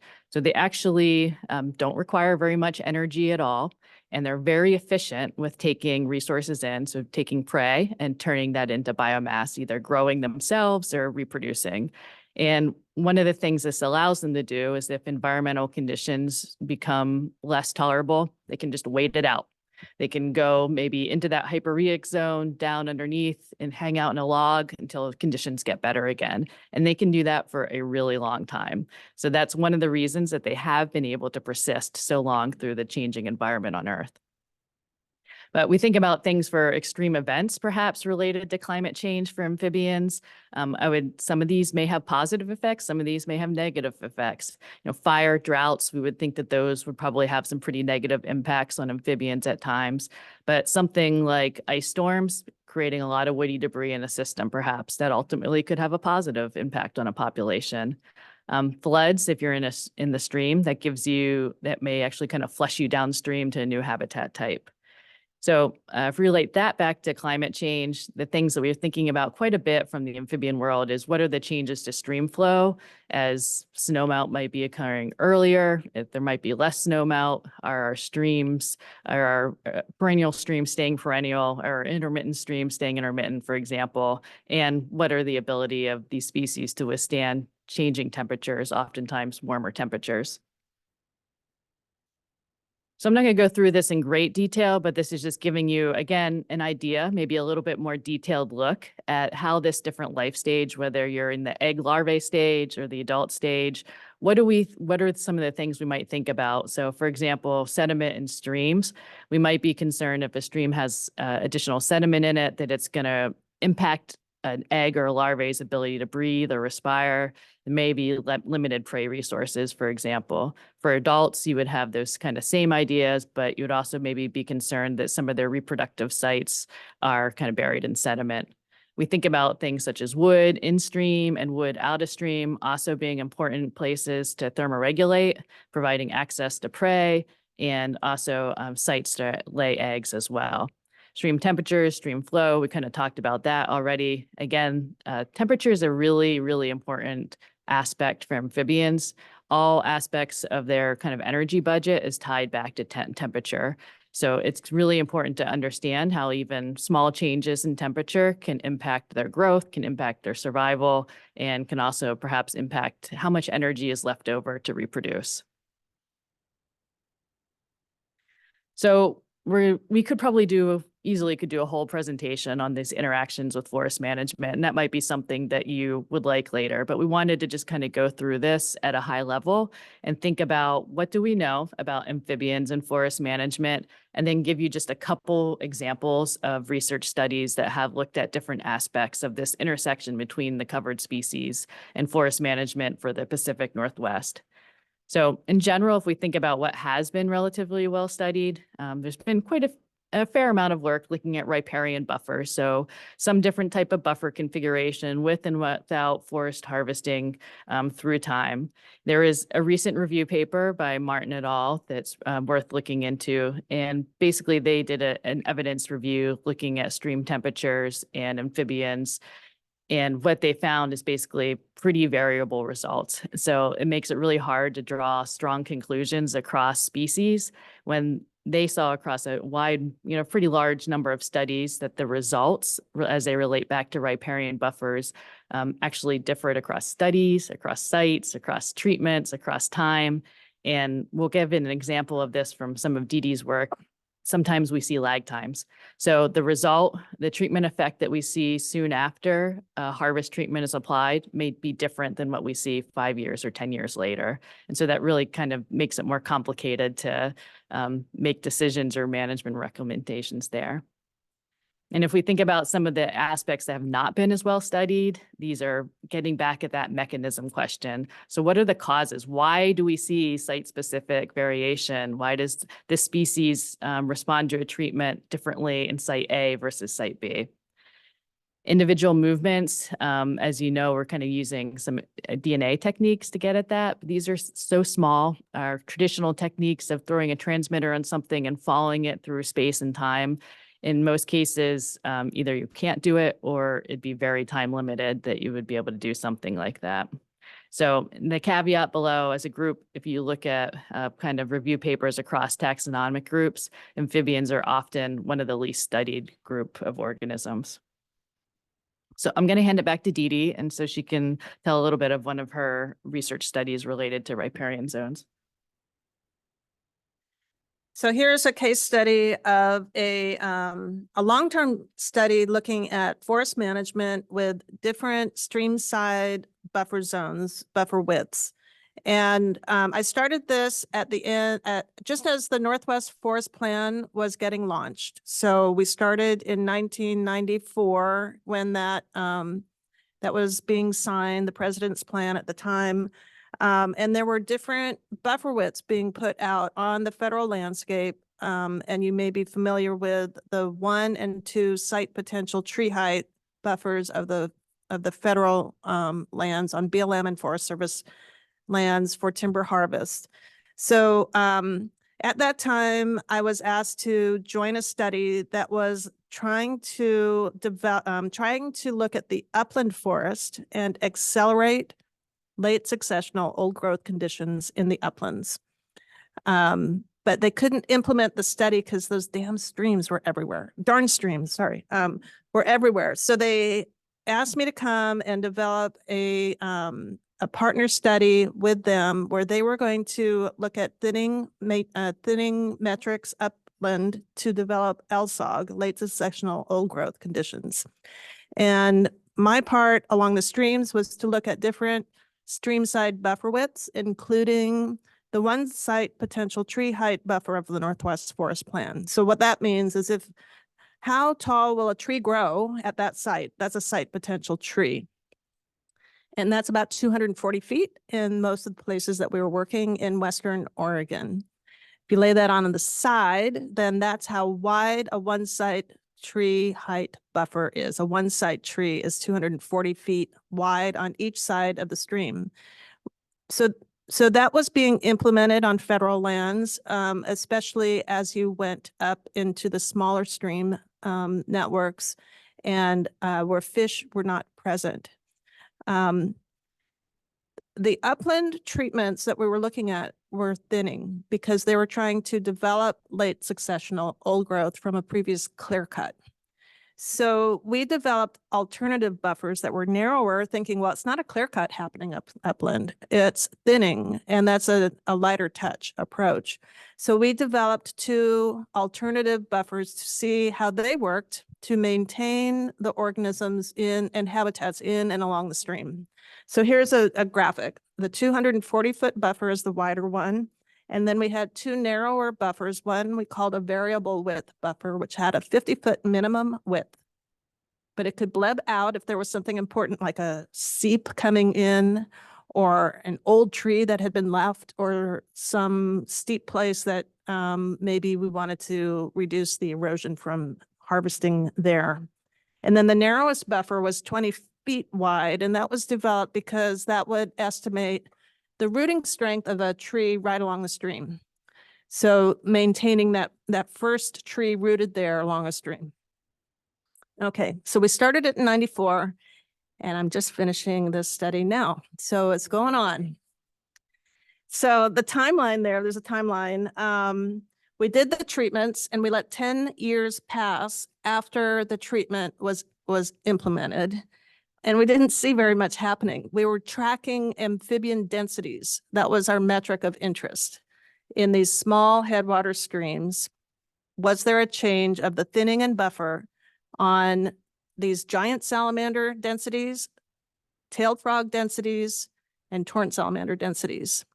Well, at 10 years, we started to see something. So the first bullet point is that there's lag events. These guys did not respond instantly because they live a long time. Giant salamanders can live 25 years. And maybe they were like under the rock, or down in the hyporeac zone hanging out. But they were still in the stream, and the stream habitat did not appear to change. But at 10 years, we started seeing some differences. At the same time, at 10 years, the upland, the trees were closing, the canopies had been growing, the trees rapidly responding to that thinning, and the tree canopies were growing. So to keep the upland treatment alive, we thinned again at 10 years. So now we have an initial thinning, and 10 years later, a second thinning, and we're still tracking these animals in the stream, along the stream. So the first results I'm going to show here, because I'm skipping over a lot. It's been a long time. And I'm looking at the clock also. So what happened at 5 years after the second thinning? 3 species were showing effects on their densities of the different buffer widths. And these were giant salamanders, torrent salamanders, so 2 of interest today, and also sculpins, which not so much of interest. And we were seeing higher densities of all 3 in the 1 site potential tree height buffer compared to those narrower buffers. So it looks like after this long time, 15 years from the first thinning getting started, we're seeing something. And it echoes back to these guys being long-lived, and they can hide and hunker out. Or are they moving around on the landscape and they're like, oh, we found the mecca over here in the 1 tree height buffer, and they've just moved over there. So the mechanisms we don't really know. The story's not over yet. So we've looked again 7 years after that last time point, and I have the data sitting in my head. The paper's not written yet, but I'll tell you about it. Oh, what's this? Oh, it got axed. I'm going back. I'm going to tell you about it without a slide. So we had intended to go back at 10 years after the second thinning, but 10 years was snowpocalypse in 2019. So there was downwood everywhere. We couldn't get to our sites. I don't know if you remember that, but this year I'm calling ice apocalypse. I think it might be the same thing. And so we were delayed in getting to our site. That was 2019. In 2020, COVID, and we weren't allowed to go in the field because the guidance for how we're going to work with COVID happened. So we got a bit delayed, so our time schedule's off, but we went back, and I think it's probably our last sample that we've done, and it's between 5 to 7 years.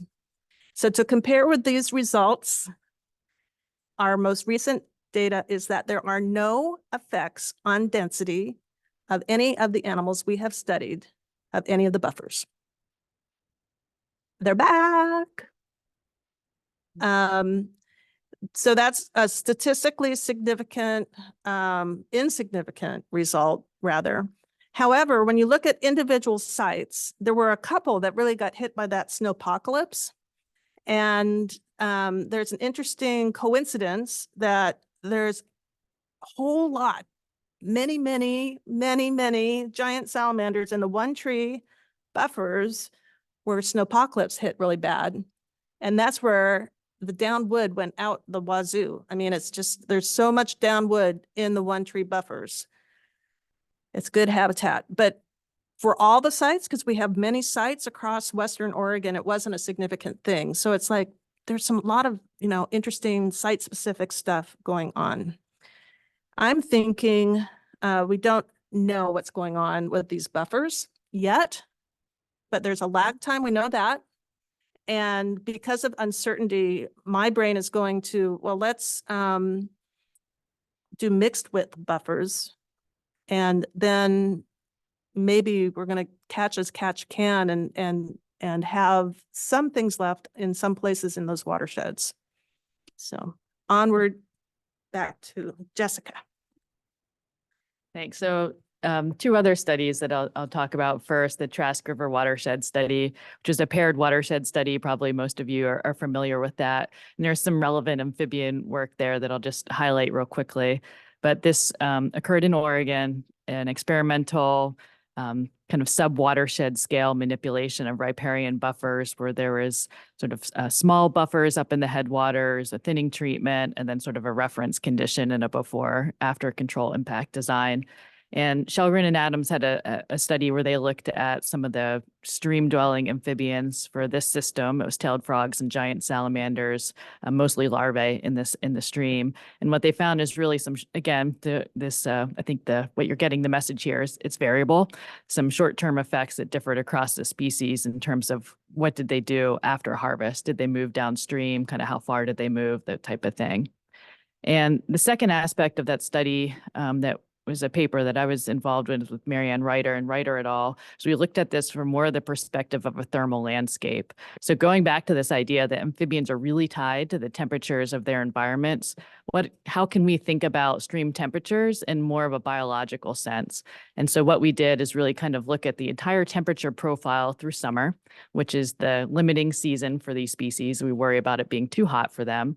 And when we look at that across time and space, really what we found was very few temperatures in these streams, even in systems where we didn't have buffers or we had pretty small buffers after harvest, were so warm that they might exclude the species. These never met the warmth level of being kind of that critical thermal maximum that you would cause death. But more likely what we're seeing is they would probably just have to move somewhere to one of these microhabitat types that would be a little bit cooler. But overall, again, only 1.4% of the hours across a really long time series ever got kind of a little bit warmer than that realized thermal niche. And again, we saw a lot of site-specific variation. If there was one system that, for example, that had a beaver pond in it, so of course it was going to stay warmer. And all of these things, again, make it pretty challenging to come up with a simple set of management prescriptions or recommendations from it. And then lastly, the last study I just wanted to go over quickly was from Kroll et al. In 2008. And this was an important study because it looked at a very wide geographic distribution and it was one of the first stream-associated amphibian studies in this area to use occupancy analysis. And instead of just looking directly at numbers and counts, it uses this idea that we know that if we're not finding something, there's still some probability that it's there. They're hard to find. So it brings in this idea of detection.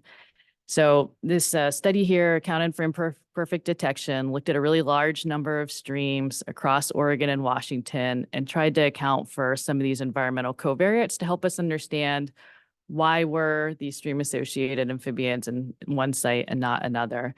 And overall, some of the results from this that are really pertinent to our discussions is that there's high rates of occupancy in managed forests for these covered species. For the tailed frogs, the species of torrent salamanders and the giant salamanders, in general, they are 80 to 90% occupancy across, over 100 sites. What they found here too is that some of the factors that were important might be like presence of crayfish and also some impacts from whatever the default geology was important for some species versus others. So if you have to summarize across the body of work that we know, what are some of the future considerations for future amphibian research and forest management? Dee Dee and I spent some time thinking about this, and this basin scale experimental design would be something to consider. And that may help us better understand and kind of that local scale variation. If we can scale up to a basin and perhaps even have paired basins or maybe 3 basins together kind of serve as that experimental unit. This idea of adequate replication when you know that there's a lot of uncertainty is important. And she gave a really great example why that long study length is particularly critical for amphibians. If you really want to get into the mechanisms of change, both to individuals and being able to scale up to populations, we might need to be thinking about too, is that trade-off between experimental research, which can be more expensive and more difficult to replicate, but gives you a stronger scientific inference to get at a mechanism. So just to close up, we want to reiterate these key messages, and hopefully if you walk away from here with something new, it's that you can understand that there are differences among the 5 species of covered amphibians in their life history, which is going to translate into how we think about them from a science perspective. There's certainly a lot to know about forest management and that intersection with the 5 covered species. And hopefully you got a sense too. I know many of you may have more direct background with studying fish, and just wanted to give you that perspective that the challenges to studying fish in some cases are going to be different than the challenges to studying amphibians, and put that in perspective. And then hopefully we have plenty of time for questions and discussion, and Dee Dee and I are happy to go back through any of the results or answer questions that you might have.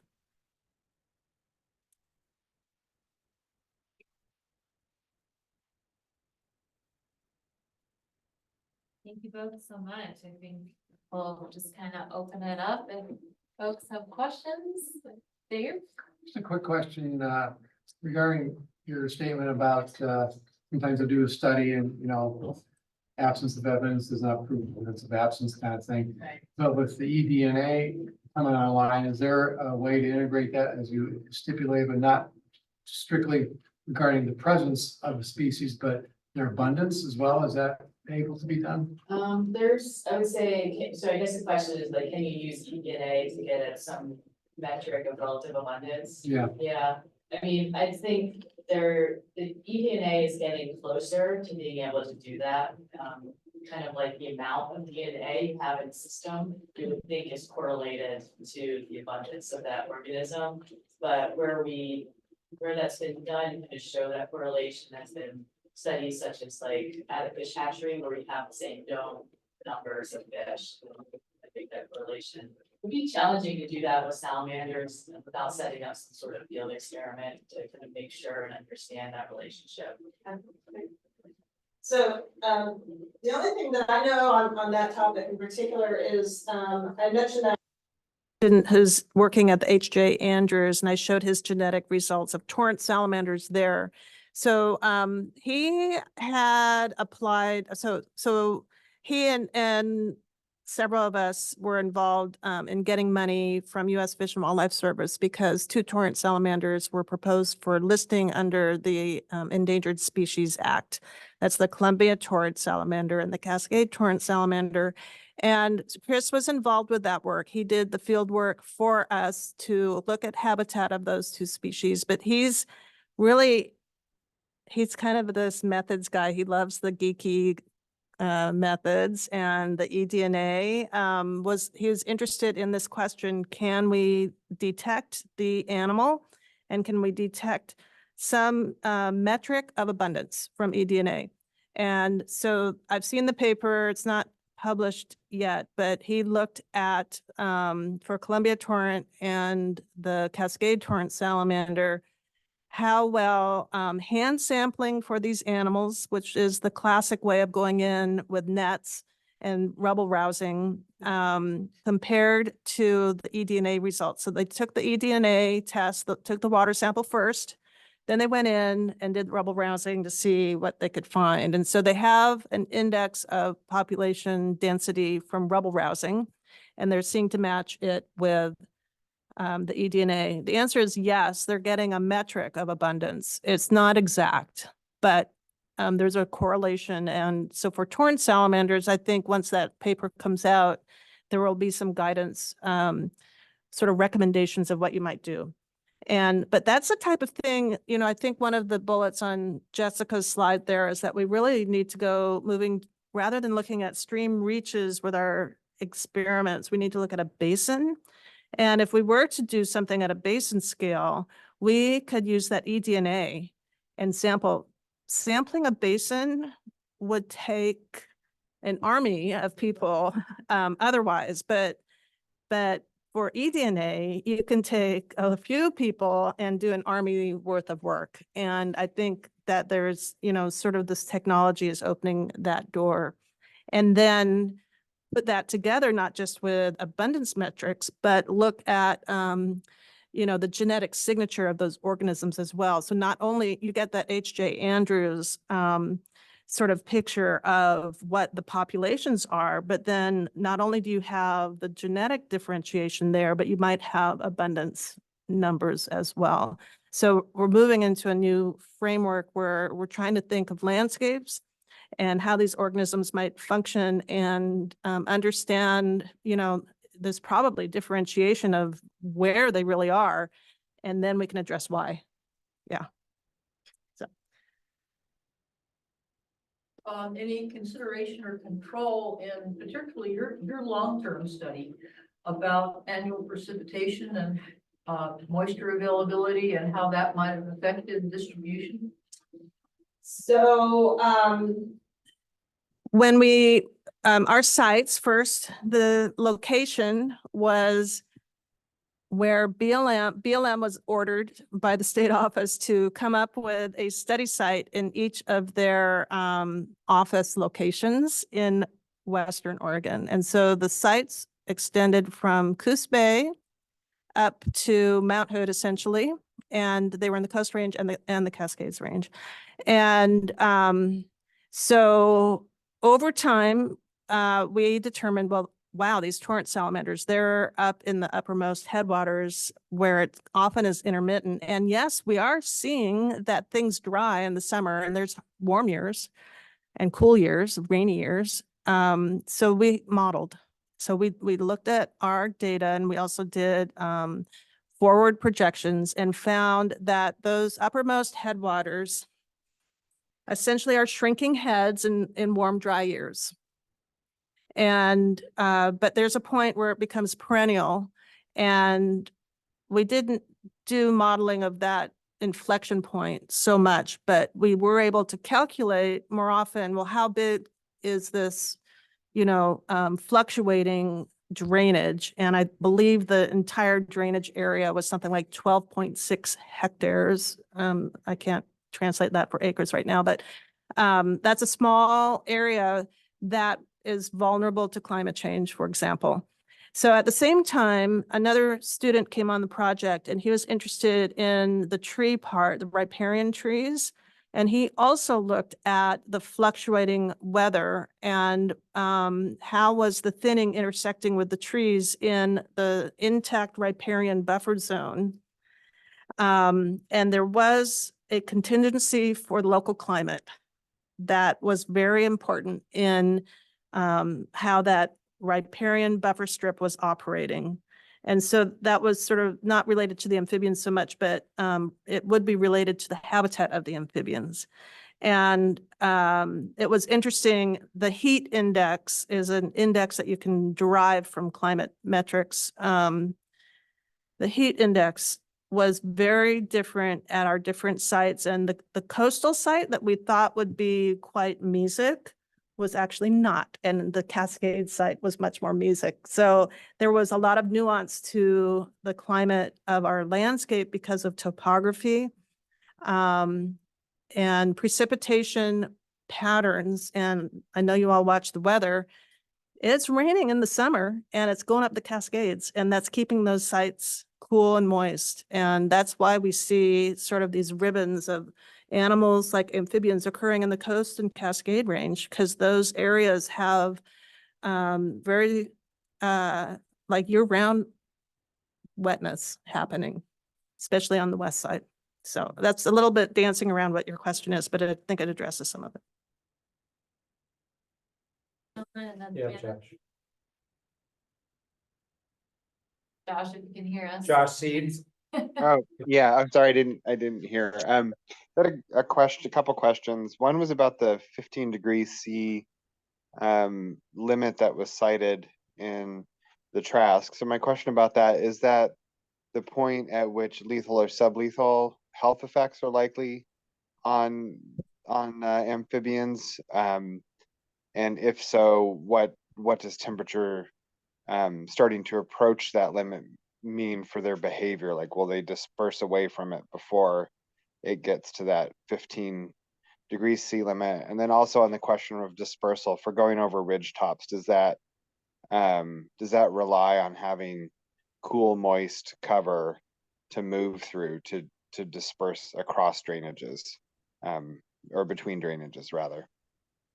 I'll answer the first question. So the 15 degrees C that we pulled from the literature was actually the realized thermal niche. So it's more of a place, if you look where the species occur across the landscape, this takes into account sort of their physiology and the biology of the species. That's kind of like where they would occur versus not occur. So it's not that it would cause mortality above that. It's kind of more behavior related as well. So we do talk a little bit more about some warmer temperatures that are warm enough to, say, stop eggs from surviving. And these systems are not reaching those temperatures. Or if they do, it would be for such a short period of time that it would be unlikely to have, any kind of large scale impacts to persistence of the species. So that's where that number came from. And I'll let Dee Dee answer the ridgetop question. I have a thought on that first one as well. When I first started that riparian buffer study, we didn't really know when and where we should be sampling for these animals. So we started a spring sample and then we did a summer sample. After the first year, we noticed that we got a lot more amphibian sampling in the springtime than the summertime. So they are responding to weather patterns, and there's a synchronicity of their activity. Their activity is a lot more, or at least they're a lot more visible to us during sampling in spring than they are in summer. So I think they go down, they go below. And so what was the second one? I forgot Oh, ridge tops. Yes. So I mentioned earlier this idea that you might have 3 different watersheds coming together at a triad on the landscape. And if you know Mary's Peak is a triad, it has the headwaters of the Willamette River coming down one side, and then there's 2 going towards the coast. So that's an example of a triad. In that study that I showed the slide from the torrent salamanders, we specifically went and got tail tip tissue samples from triads to see if those animals were moving over ridgelines. And we also did giant salamanders. I didn't present the genetics of the giant salamanders, but we sampled giant salamanders also at those triads in the Coast Range. And so both those 2 different taxa were easily going up and over ridgelines. But we did it with a genetic sample.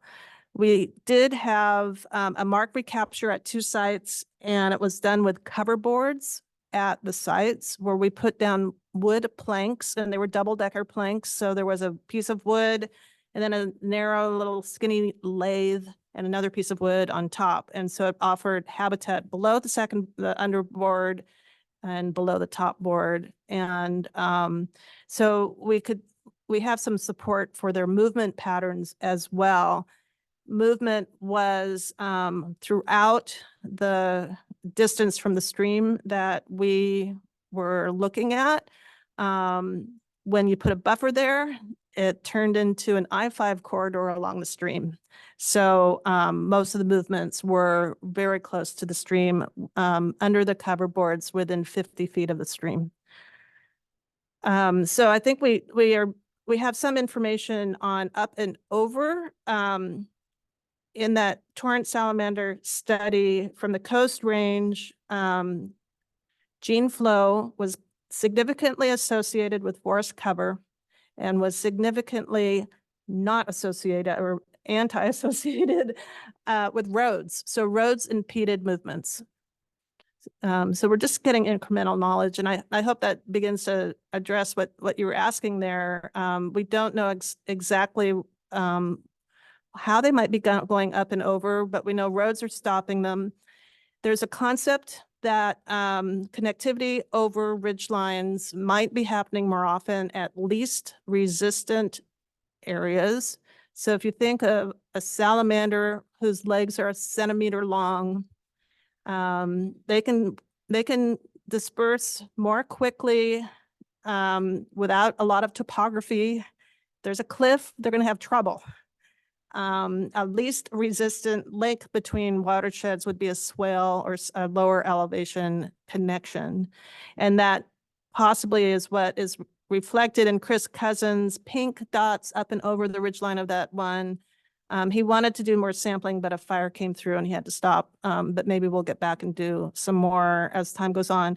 But so up and over, we can model those potential short distances from the stream and areas that don't go up and over cliffs, right? And we do see that, for example, work has been done in the Sierra Nevada and the Rocky Mountains of how animals move around. They're not moving up and over those dramatic topographies. They are taking those least resistant areas, and microclimate means a lot for movements of those animals. So we can take some lessons from other geographies as well.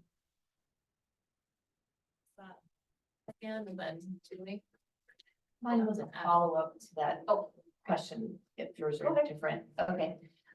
So I may have missed this when you talked about buffers becoming big migration corridors. Is that riparian buffers along the stream or buffers over the ridgeline? That was along the stream. Right. And, we worked with BLM to see if we could develop a quarter of it over and look at it, and it hasn't panned out, but it might still, I mean, there's still. Is that a hole in what we know right Yes. now? But Okay. nevertheless, we have developed that concept, and there's one example in the Gifford Pinchot National Forest, the Wind River watershed, which is just north of the Columbia River Gorge. The middle wind, we developed a model for, well, what would we do if we wanted to put links here up the ridge lines? And I worked with a bio there, and they put them in. They had a giant thinning project for the entire watershed. And we developed it for the middle wind first, and it was gonna be replicated for the upper wind.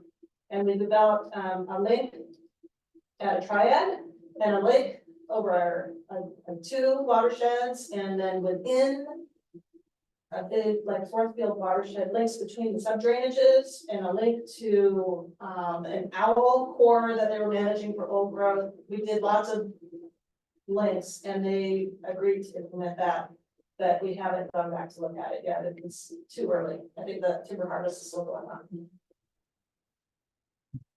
Amanda and then Adam. Okay, hopefully mine are a little bit more just making sure that I understand things correctly and more clarifying questions, I guess, than anything else. So in Dee Dee, in the life history piece, for the torrent sand salamanders in particular, they will use those intermittent or ephemeral reaches. Yes. But you, and this might have just been in the picture, it was a perennial stream that had an ephemeral intermittent reach. Yes. Will those species use just like a seasonal or ephemeral stream that doesn't have a perennial piece associated with it, or do they rely on some flowing water within that stream corridor? Or do we not know that? So it's not really part of our experiment that we only looked at streams that were perennial and then we didn't know that they went discontinuous until we started our study. It's like, Okay. They're doing different things as well. But there's this notion that, yes, if there's a seat out there, independent, isolated seat, they can be there. So, away from a stream, there may be disjunct emergence of that, underground water at any place. And if it's there, they can find it. So they may use it, maybe not as breeding habitat, but it might be, sort of this hopscotch of a refugia as they're going on the landscape. So seeps seem to be important, and it could be a side seep adjacent to a perennial stream or a disjunct seep up in the landscape. And in California, there was quite a brouhaha bit. This was 15 years ago that they wanted some protection of those isolated seeps out in the forest, but we don't really know where they are. And when people are doing their surveys before an activity, they're often not going everywhere. So just like the pond breeding amphibians, a different assemblage can use a gully, just a small, roadside trough or anything for breeding. These animals, I think, can use isolated habitats, whether that is a full population that is persisting over time. I don't think we have that information, but I think it would be essential habitat like for dispersal. They might be able to hunker there until the conditions are good and they can get going again and move. Okay. Does that help? That does, yeah. And then just two other quick questions on the Forest Services case study that you referenced. One, did you guys use slope or horizontal distances for your buffers? And then two, were those buffers along the same stream, or did you only use a certain buffer on a single stream? So the first one, it was like if you were just kilometers near strip, it's just a straight line distance up slope. So, slope distance. Slope distance. That's what this is. Okay, Yeah. okay. And the variable width buffer had a 50-foot minimum. And we saw that, environmental advocates were coming out and measuring. And so most of those are 70 or 75 feet. So that 50-foot minimum was not so precise. Yeah. And then what was the second part? Did you have a single stream have one of those types of buffers, or did you have Well, different ideally, buffers on a single stream? So we like, asked the elected police to give us sites that we could have replication on different streams, so we would have some independence, but that didn't happen all the time. So Okay. some of the streams, it was like the one tree buffer, the variable buffer.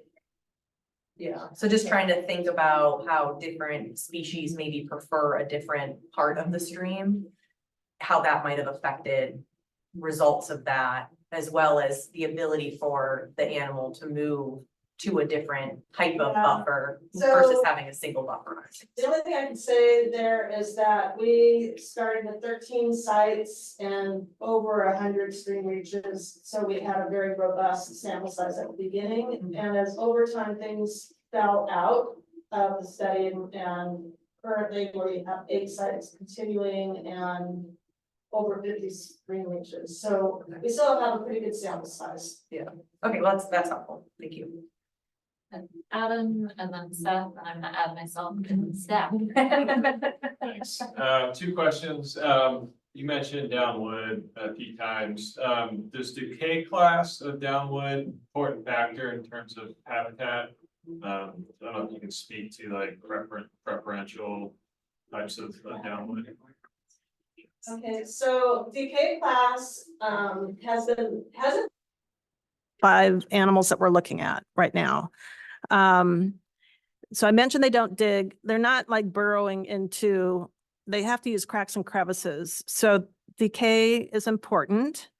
They may be under a log, they may be under the bark, they may be inside, they may be under the moss. So there's like, where can they get? I'm not aware of a study that has looked at either the species of tree or the decay class for these species in particular. Mostly that type of study has been done for the terrestrial breeding salamanders that many of them use the logs to lay their eggs in. And there are associations with the older decay classes. Logs are considered thermal reservoirs. They keep a cool moist microhabitat inside, and that condition can change with decay class as well. But even some of the oldest ones are wet and mucky and inside, and they keep that cool moist condition. The new logs will be dense inside, and the salamanders aren't getting in there, frogs aren't getting in there because it's solid. They use existing cracks. Thanks. Do you know any more about what decay class these guys are? And in the stream, downwood is also important because it adds that extra refugia. If it's a fishy salamander, frog world, they are using refugia, and where they occur with predators, like cutthroat trout in a small headwater stream, they use the refugia more often when it has a predator in it. So, and that might be downwood, or it could be large substrate as well. Thanks. And then my second question, just a general biology question. You talked about sort of the movement across the different subbasins, and there's evidence for that.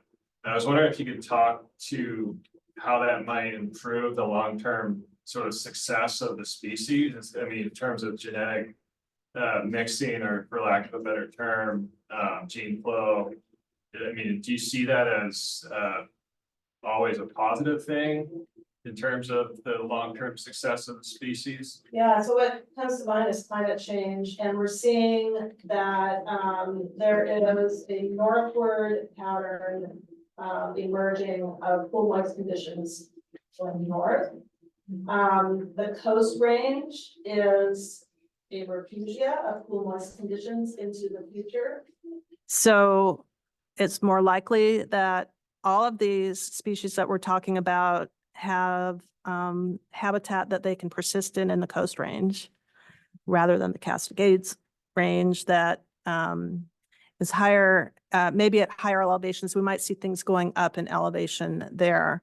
So maintaining corridors for climate change is on our mind right now, not just for these animals, but for everything. But knowing those patterns of where things are now and where they're going to be going. And it's interesting that already all these animals have the pattern that they're in the Cascades or the Coast Range, and they're not in the valleys. And so that north-south continuity of habitat, I think, will be important relative to climate change in particular.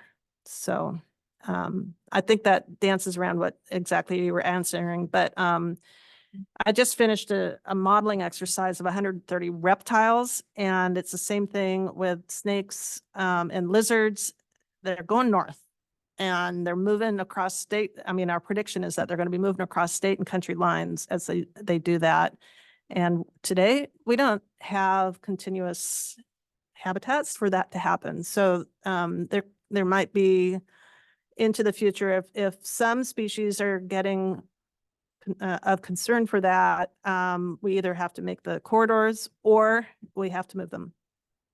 And moving is happening for plants a lot now. I think you're all well aware that we're moving Douglas fir from California, Southern Oregon up to Seattle. And that's everyday work for plants, but for animals, we're coming into that new era of translocation. A couple questions. One, what do we know about the general populations of these different species in terms of, you know, the status? Are they robust? Are they shrinking? Are they static over time? I mean, so do we have a sense for all of these species of that sort of relative? So two Where are they things that at? happened recently. So we had the petition for listing of two of the torrent salamanders. The Columbia torrent is on your list, and the other one is the Cascade torrent. Of those two, my prediction personally is that Cascade torrent will probably go towards listing, not the Columbia torrent. So, but has there been a study on the population itself? Do we know relative to what it was 15 years ago, or are people just like, what is that based on? So it's Distribution, based on population? habitat and genetic fragmentation. So the habitat is the habitat model for the Columbia torrent shows that there's habitat across broader geographic areas for that species. And the cool, moist conditions of the Coast Range help with that. The habitat for the Cascade torrent salamander appears very, very fragmented. And there's, in addition to the genetics that I told you about today, I think there's other species of Cascade torrent salamanders that might be recognized as new species because they're not moving across that landscape and they're very patchy in distribution. So they're not all the same. And but I think for the Columbia torrent and the Southern torrent, they're in a better position because the Coast Range is very music. And there's quite a lot of habitat and animal continuity of those animals across the landscape as well. So that's the U.S. Fish and Wildlife Service looking at endangered species of those two salamanders. But there was a recent completion of the world status assessment of all amphibian species, which is over 8,000 species. So the importance of that is that they use the common status assessment for the world. United States likes to use its own thing. But the comparison of the results is interesting. So the giant salamanders, according to IUCN Red List, has no threats. So the postal giant that we've been talking about, it's got a pretty big population and it's continuous and it's not declining according to their status assessment. The coast giant has a more fragmented population and it does have some risks. So that's the one that just barely gets into Oregon along the Columbia River. And so that one is at risk. And so habitat or climate change could be an issue for that one in particular. So there's a couple different levels of those status assessments that are just new. But, you know, and like the US Fish and Wildlife Service for the Columbia and Cascade Martin, it's not done yet.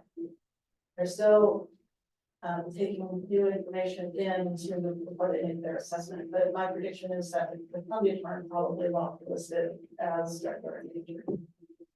And that's based on that. I mean, I guess just to clarify too, I think I would say to that, Seth, is that there hasn't been a lot of kind of range-wide assessments across sites at different points in time to draw from.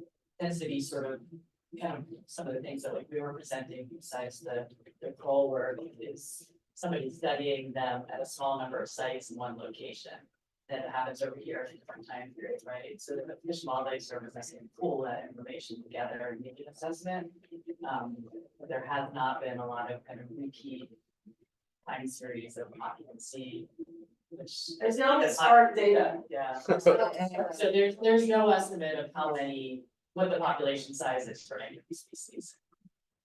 So, so my next question, not related to that, and so that's super interesting and helpful. My next question would be, relative to the sort of forest seral stages. Where do we see, and I recognize it's probably different for these different species, and it's probably a more in-depth question than we have time for, but do we see them, are we only seeing them in sort of the, you know, H.J. Andrews, you know, older forest structure situation, or are we seeing them in sort of the, you know, 15-year-old reforestation, where there's now, you know, shade is really happening a lot, but it's different shade than what you're getting with a, you know, 100-year-old Douglas fir site. So I'm just curious what these species, do we even know, you know, relative abundance, that sort of thing, with these different species in the different seral stages of forestry, like working forest landscapes? Yeah, that's a good question. So like the Kroll study looked at, I think the is one of the covariates. So in older stands, you might be more likely to find occupancy, so not abundance, but just kind of occupancy of the species, but they certainly do occur in younger age and forest. And that study was all second growth Douglas fir too. So you can maybe make some inferences about that. But I think the occupancy levels were higher, like say 40+ years old. But that doesn't mean that they didn't occur in some of these maybe recent harvest stands. This is where it gets like, what is the uncertainty? Where are they? Did they die? We don't know. Are they just underground? Quite possibly. Are they just kind of waiting for those better conditions to come back? And then you cross out riparian buffers, and a lot of times we are still seeing them persist through harvest when there's riparian buffers, or the study they make and find that too. So some of the original studies, which are not that long ago, we're looking at individual sites and what happened after timber harvest. And from those studies, there were two results that ended up being important. One is sedimentation is the big deal. Inundating these guys, or if there's a sort of landslide or something from roads or culverts that changes the substrate and essentially buries those the bugs. So that's a very important thing about the timber harvest activities, and most of those are past timber harvest activities. During the right before the Northwest Forest Plan was developed, they were looking at owls, because of owls, the northern spotted owl was considered for endangered species listing, and then it boomed into, well, what are the other late successional associated species? And so they looked at everything. Well, not everything, but almost everything. And so there were 18 amphibians that were found that there was science supporting them to be associated with late successional forests. And so there were 18 amphibians, and those included all of your focal species that are big, and because there have been studies that they occurred more often in older forests rather than any of the younger forest stands. And so those were a series of studies done in the late 1980s and 1990s. And since that time, I can think of only one that looked at tail frog that was, well, no, there's a couple retrospective studies where they sampled a landscape of different age classes of the forest and then looked at habitat associations. And so there was one of those for the tailed frogs. And their big result that I am remembering right now is that the tailed frogs were surviving if there were 40-foot buffer, 40-meter buffers or larger. So no matter what happened in the upland, if there was a pretty big buffer along the streams, then they were surviving.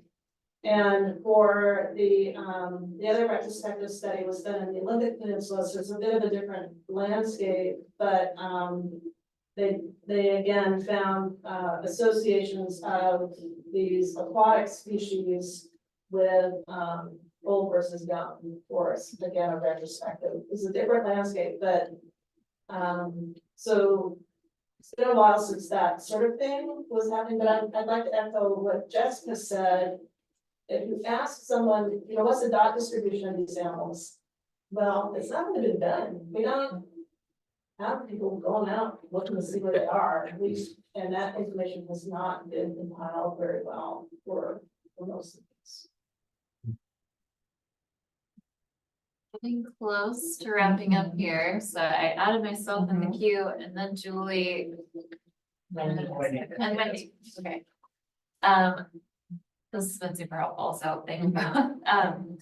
I had a question, and you kind of answered it in your response to Adam around sort of like corridors moving north-south and habitat for cold water refugia, but the Trask study that you mentioned, Jessica, and sort of the thermal landscape analysis made me think about, maybe you've answered this a bit, but curious, if you're kind of looking to amphibians moving and dispersing to find those colder, cooler places, has there been much work on identifying what that cold water or moist refugia looks like, and sort of how does that compare to what fish need? I imagine they are maybe similar in some ways and different in others.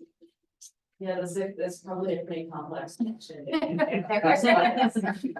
I mean, in the ideal world, you want to follow an individual and change its environment and understand what it's doing in response to that. And that works, not quite impossible, but pretty talented species.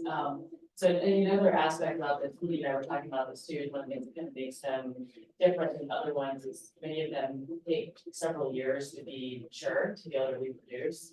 And then they kind of just stay sort of static in this adult phase for a long period of time. We talk about it in ages, but a lot of them is actually you get to a certain size, and once you reach the size, then you can reproduce. So another layer of complexity on that is if this rewarms a little bit, it might grow faster because you have a growth response to that too. And in fact, in another study that I was involved with in Arkansas, with a similar group of stream salamanders, that's what we saw is there was harvested, there was a buffer in place, but the salamanders seemed to grow faster, and that might get them kind of out of that juvenile stage where you're more susceptible to predation earlier, and perhaps get them to a reproductive size quicker too. So it's not as simple as like, here's the temperature cutoff, good, temperature cutoff bad. Just to add a moisture element to that, an anecdote. So when I was a grad student, we were keeping frogs in the lab, and they were tadpoles, but they were getting close to metamorphosis. So we kept them in little Tupperware plant containers, one animal in each container, and it's like a full room like this, full of these containers. Well, over the weekend, they all metamorphosed from a tadpole, and we had a hole punch, like a paper hole punch for air. And they went through those rules. And there was a wet mob in the corner, one of those rat mobs. Oh. And I think we got them all back. It's like, get the towels, get them wet. And so they could sense that moisture gradient. And so if there's habitat, it's not just a temperature thing, it's a moisture thing too. They're like heat-seeking missiles. And that was a different species problem, but I think it holds. They can find the habitat and stay there. But so some of these, they can be 4-year larvae in a stream. So the conditions of the stream need to be constant sunlight for 4 years for an egg to develop and get out. And then you'll have multiple cohorts in the stream. And then when they get out, they live 10 to 20 years after that. And so if there's a bad year, well, maybe it's a bad year because of fire went through, that you're in the stream, you're fine. As long as there's not siltation and you can still function in the stream. If you're able to find refuge from that fire, you're still okay, because you're gonna live 20 years. So there's a lot of, this is adaptive capacity. There's a lot of ecological resilience in these organisms, and that provides some hope. Julie and then Wendy. Yeah, Jessica, when you were presenting the temperature data, I think that study was in the Trask, right? Yeah. Which is like much of the coast tends to be a cooler system, and then I started thinking back to the distributions of these. I would imagine that their distributions are sort of defined by historic availability of good habitat of cold, moist areas. But I wondered if there are other areas possibly in the Southern Cascades, or I couldn't remember exactly what the distribution is, where they might be more sensitive to shifts in temperature, either from management or from climate change. Yeah, that's a good question. I just want to maybe add to that and relates back to Timmy's comments about climate change. I think there's another piece that we just really don't know. We think that they're probably going to go up in elevation or head north in response to climate change, but they also may be able to acclimate to warmer temperatures more than we think. Some other work with salamanders and other places too seems to suggest that perhaps their body size is getting a little bit larger, and that could be kind of an environment / genetic way to respond to a changing environment too. So I think there's a lot that you might not know in terms of places in the Cascades. I think I would just be thinking about elevational shifts as well. Okay. Well, and the giant salamanders can be pedomorphic. That means they retain their larval characteristics when they're mature, so they can stay in the stream the whole time. If the conditions are adverse outlook. And so that's a life history flexibility that they have. And we see that right now, we see it in cold places. So high latitudes, high altitudes, they can be pedomorphic. But this is another aspect that there may be some resilience to their physiology, that we might see some adaptation. So if you think back in time, with the Pleistocene glaciation, these animals were on the Oregon-California border, where the glaciers didn't quite come down. And then as the glaciers receded, the watersheds began. And that's kind of led up the Cascade and the Coast Range of the current distribution. And we have fragmentation of different species since then. So they can respond to change. And they may, still be going north or higher in elevations. My question had to do with sediment, and you touched on this a minute ago, but I was thinking about in that grid, you had sediment as a major factor, and you just emphasized that. I was wondering about, it seems to me like in the study you discussed, you were talking about buffers and local populations of salamanders, and I was wondering about the effect of buffers reducing sediment delivery and populations downstream, if there are any observed benefits for salamanders downstream. And a second question, which you may not have time for, is just about, I think you talked mainly just about salamanders and buffers, and I was wondering about frogs and local buffer effects. So So I'll kind of go backwards. So the frogs were very patchy in our study. We did look for effects of buffers, but we did not see any. And it could be that our sample size of those frogs was limited. They did not occur in all our sites, for example. Downstream. So in some cases, the tailed frogs and the giant salamanders go downstream. I don't know of any case where the torrent salamanders go downstream. And I think the critical thing is, do they have refugia from fish?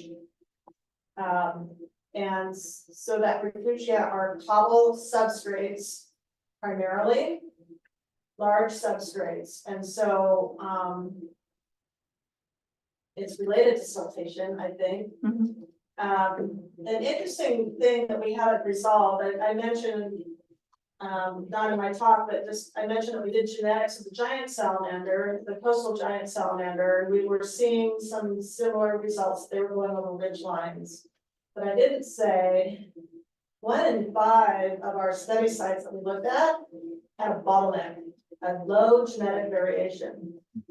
And we looked, and it wasn't timber harvest, it wasn't fire, it wasn't any land use that we could tell.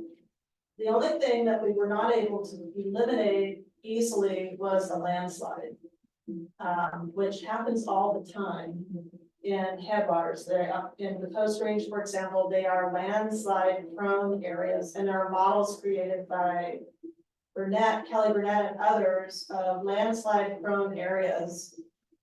And so that is something that's out there as a possible effect on these animals. And I would look at the models of where landslide prone areas, which would deliver sediments downstream, as something to consider if you're looking for refuge areas for these organisms. And the landslide prone areas in the Northwest Forest Plan were buffered.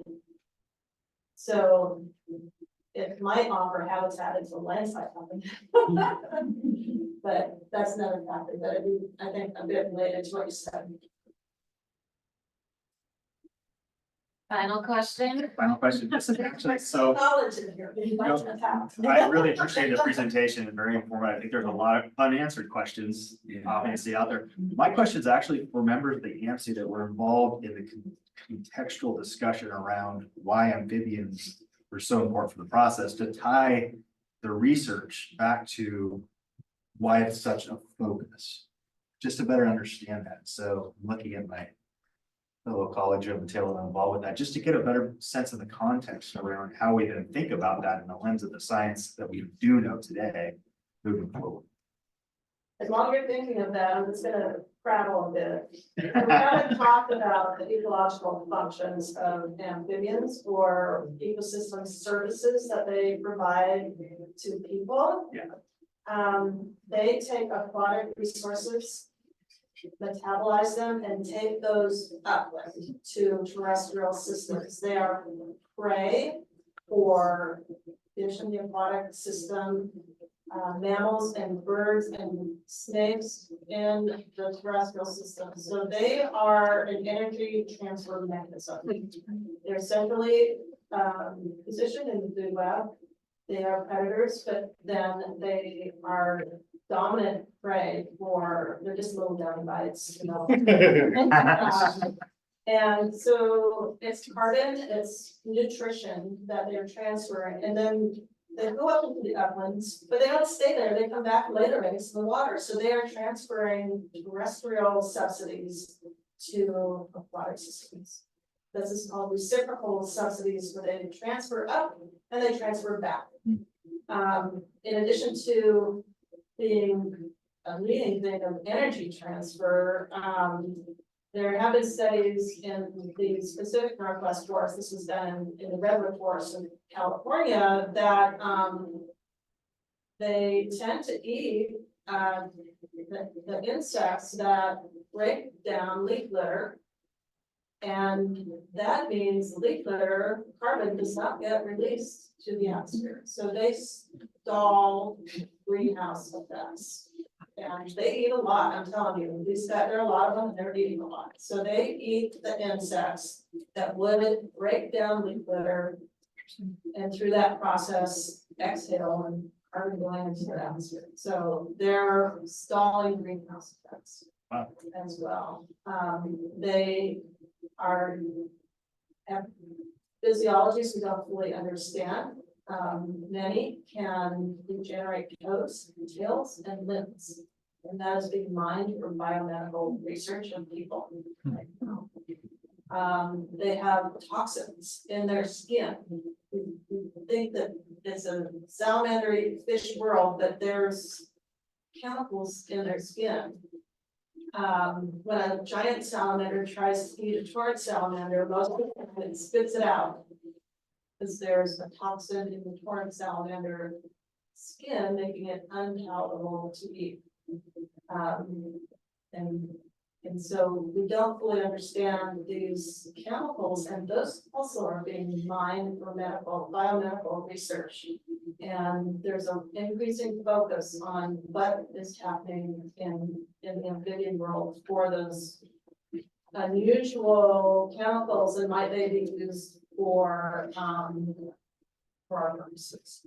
So there's a lot of ecosystem services, which might be how they function in an ecosystem, but also how people might use these unique organisms in, understanding how we can make it a little better for all of us. So there's my little So thank you both so much, Judy and Jessica. Yeah.